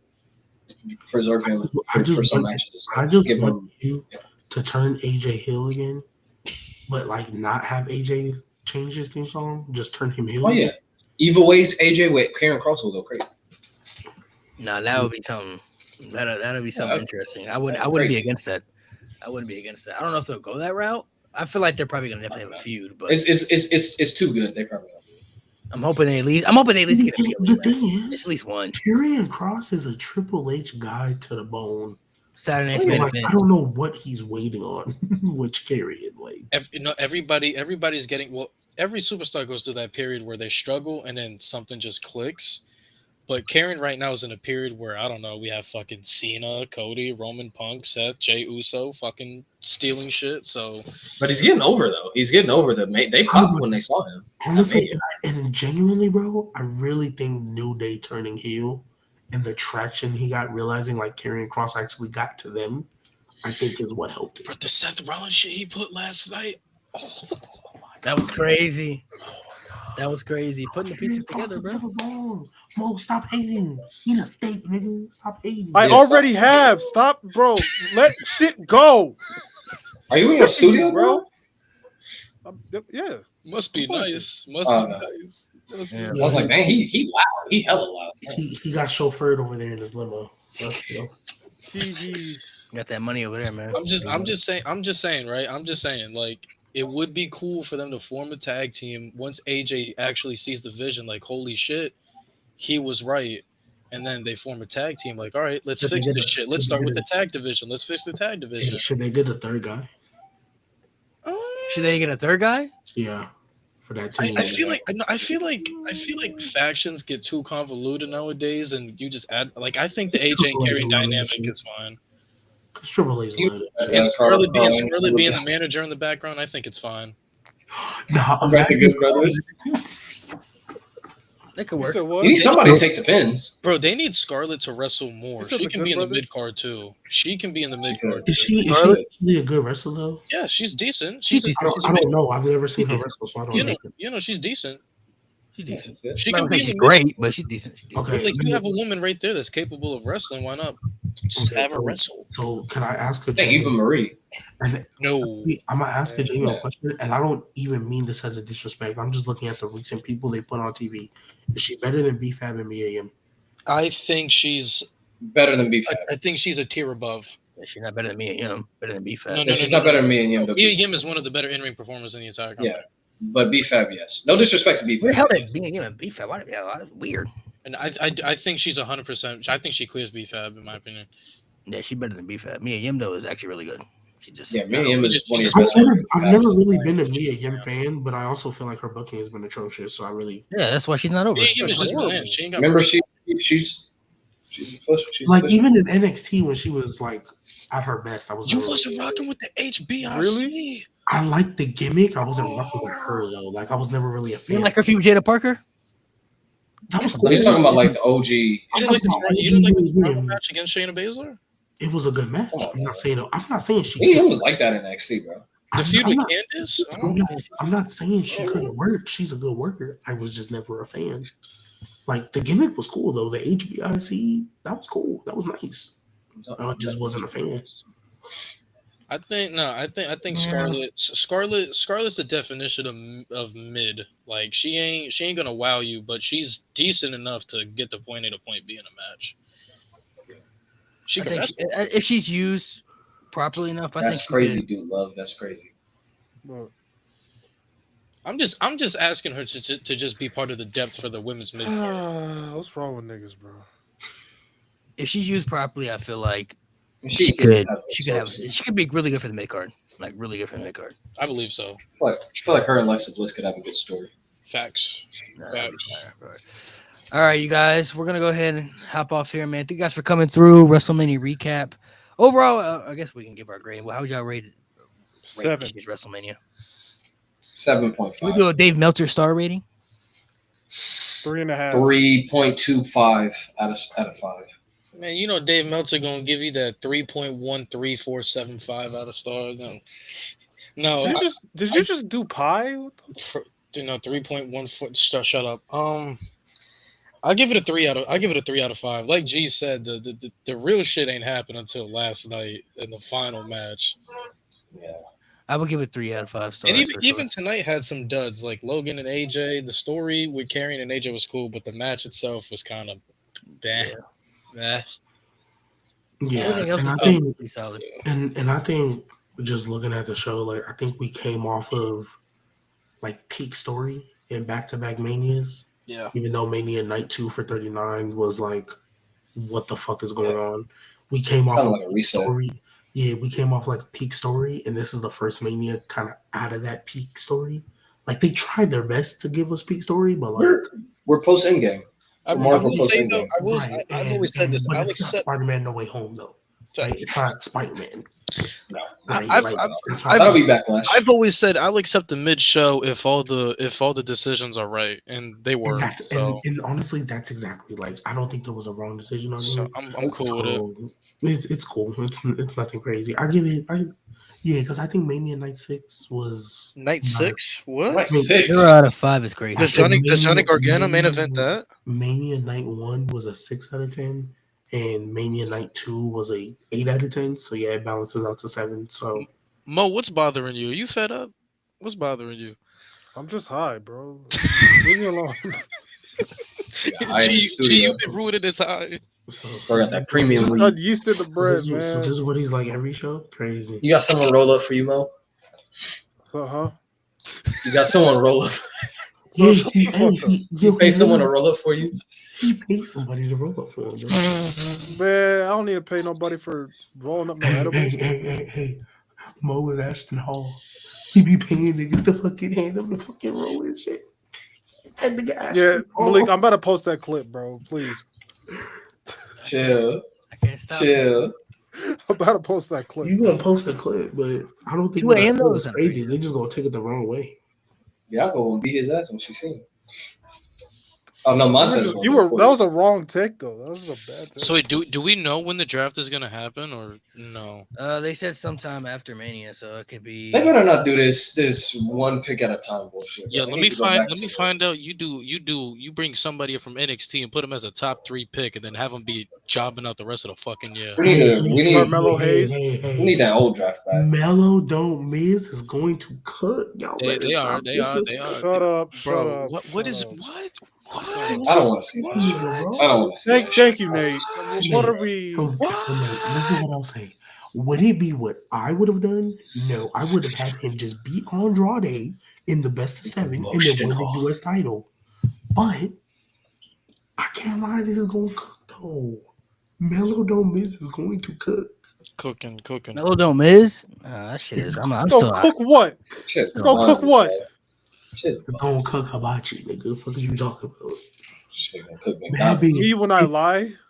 Bad bit, 50 flow. Hey, eat hibachi? Yeah, nigga. That shit's gonna be on, nigga. That's gonna cook green eggs and ham, bro. No.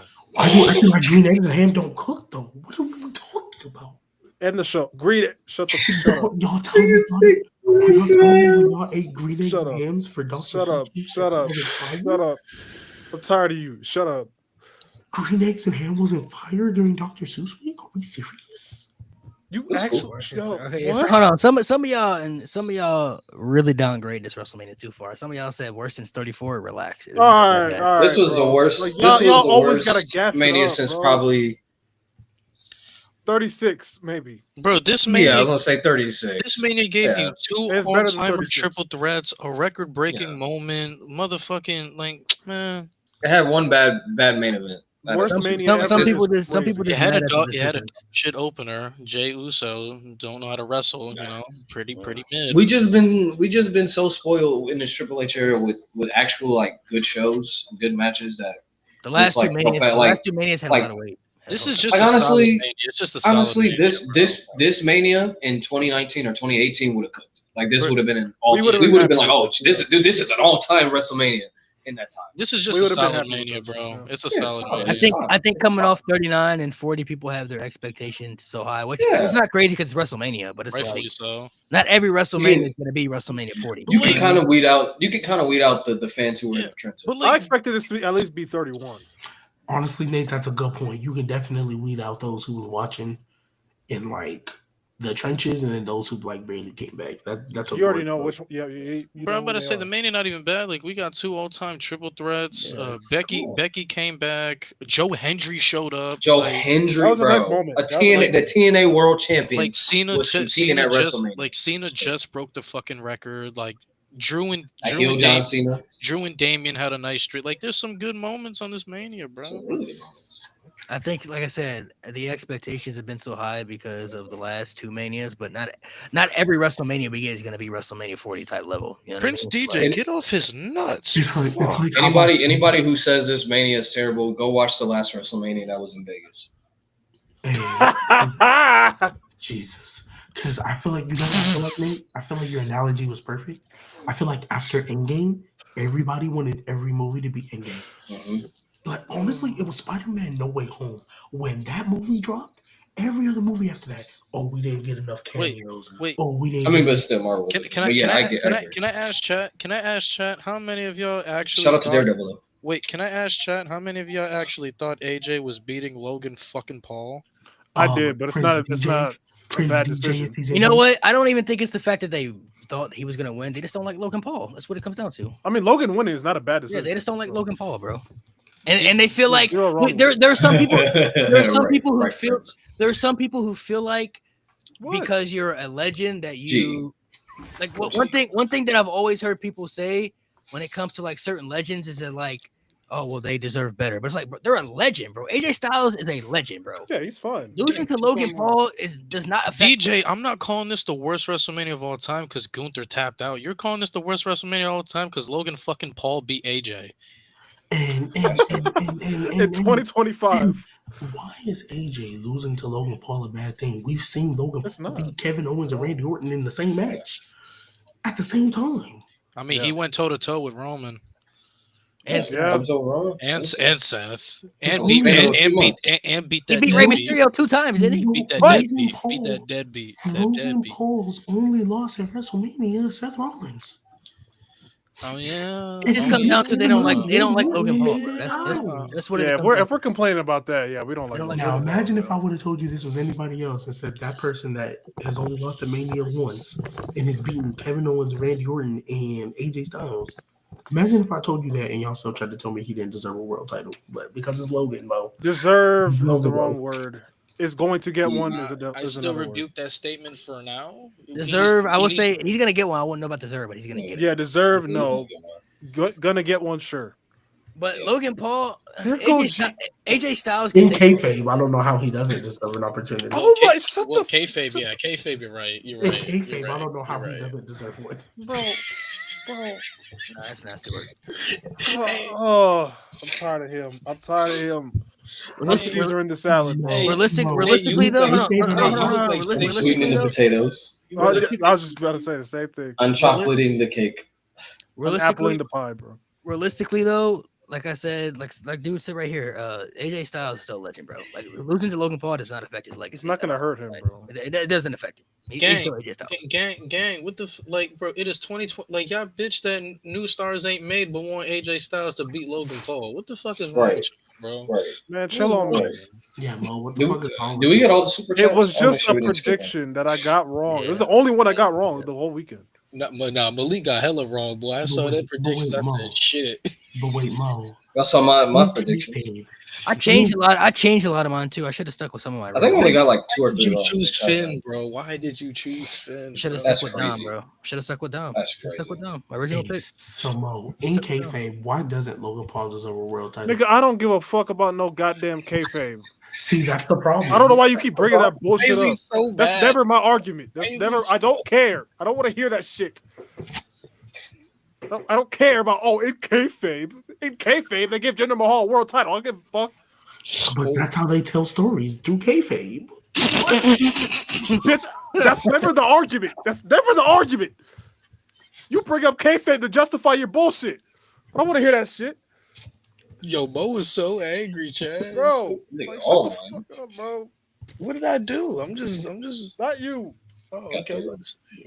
Yeah, Logan Paul definitely getting that title. Y'all want AJ to win these big matches in Big 25. We not in Big 16 no more, bro. Let it go. Can we go back? Fuck, please. That was a great time. I was having a great time. What time to be live? Please. I had the house to myself for a few months. Shit, bro. That's not what I meant. Fuck you in that house, but I want the booking back. I love to go back, but I mean that time is bad. AJ's at his career where he's just putting people over, bro. Well, listen to Views for the first time again. Prince DJ, he has 2 years left. Better I than Take Care. assume when he's gonna retire, they're gonna build him back up, like to win some matches. They're not gonna send him out sorry. It's AJ. not crazy, Nate. It's not crazy. That's not crazy take. That's not crazy That's take. not crazy. What'd he say? What'd you say? I said he said that's not a crazy take. Yeah, Views is Drake's best album. Okay, now pump the brakes. Pump the brakes. It's his best album. No. Pump the brakes. Best album. Nothing was the same. Yeah, nothing was the same as his best album. No, Views is his best album. Well, we're not arguing. Certified Lover Boy slept on. G, you're muted. CLB's ass. Still taking It's not ass. I re-listened to it. It's not ass. CLB is good. It's all right. It's okay. CLB is good. It's a pile of mid. To go on to Prince DJ's point, though, Honestly, never mind. To go to Prince DJ's point, that's like what all legends should do. When you're on your way out, your job is to put others over. That's how you make other legends, other stars. Like, but in pure WWE fashion, when a legend is about, in pure WWE fashion, when a legend is about to retire, they don't send him out sorry.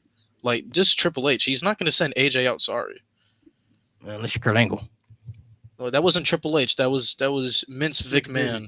Yeah, that was McDiddy. Vince McMahon over there. Hey, we about to get off anyway, bro. So, all right, you guys. This is his best album. Man, whispering.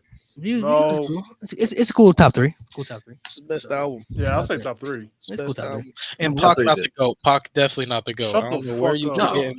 he's not. Why is that a crazy take though? Y'all hear me? Because Jay-Z exists. Yeah. Pac is not the GOAT. Take Care is Bro, we're Drake's not doing this. Views is not better than Take Take Care. Care. End the fucking show. Why? I'm not. No, end the Views is show. not better than Midnight. Take Care or nothing. I'm with Moda. We gotta put some respect on Pac. You said or Yeah, what? like, why is this? Why is this a bad take? Views is not better than Take Care. Tupac. I fuck with Pac. He's just not the GOAT. Oh yeah. That's fine. He's just But not. why the we GOAT. acting like it's a bad take? And All Eyes on It Me. is Not a bad the take. album either. It's I not. agree with It is a bad take. You know Blueprint. You don't like Jay-Z or Nas. Shut up. Stop I talking. think Jay-Z is overrated. I think Jay-Z is overrated. Shut up. He's got a better case for GOAT than Pac, though. End the show. End the Yes, show. I agree. End the I show. agree. For sure. Jay-Z the GOAT. Jay-Z. Lil Wayne got a better case. Kanye got a better case. I'm gonna say this. I'm gonna say Jay-Z got a better case. Kanye as rapper or artist? Did you say Biggie over? I can't give you Biggie. I can't. Yeah, Biggie over End the show. Pac. End the show. Absolutely. Absolutely, Biggie over End the show. Pac. Absolutely. End the show. Bro, End the show. End the show. if Tupac was alive, he would not be better than Biggie. If end the show. End the show. If he was alive. He wasn't better than If he was alive. The show. When he was living, they was breathing air. He was better than Biggie. No, he Never wasn't. been better He than wasn't. Biggie raps circles around Tupac. Biggie raps circles around Tupac. Biggie was never the storyteller. Pac was. I'm about to say Tupac's a way better End storyteller. than Show. Way Bro, better y'all about to storyteller. piss me off. End the show. Yes. Stop Stop lying, bro. Stop it. Only thing I'll give Pac is impact. Only thing I'll give Pac is impact. I think he Biggie, culturally had more impact. I will agree with Nate when he said Biggie was definitely a better lyricist, like when freestyle, but story wise, Tupac. Bro. Eminem over Pac? Oh, Tupac you're was crazy. crazy. You're crazy. No, you're tripping. As You're a tripping. rapper, yes. I just heard Slim Shady LP today. Get that bullshit out of my face. No. Pac got more classics than Eminem, and that nigga dead. Fuck out of here. Wait. Said Hey, Biggie Mo, and you think Eminem. Tupac- I mean, Eminem is Classics the most Biggie? popular rapper of all time. Eminem is actually the most popular rapper. Bro, You think Tupac has more 3 classics classics. than Biggie has 2 albums in total. The fuck? Because he Oh, died. you talking about classic albums? I thought you were just So talking did about. Pac. Oh I my died god. before him, bro. What? Oh my. End the show. Oh my god. End the show. You're about to piss me off. End the show. I'm not gonna lie. Hey, let's keep it a buck. Don't Drake got a better case to be to go over Tupac as well? Okay, That's a rapper. End the fucking show. You take it End too the far. show. You take it too far. End You the take it show. too far. You take it too far.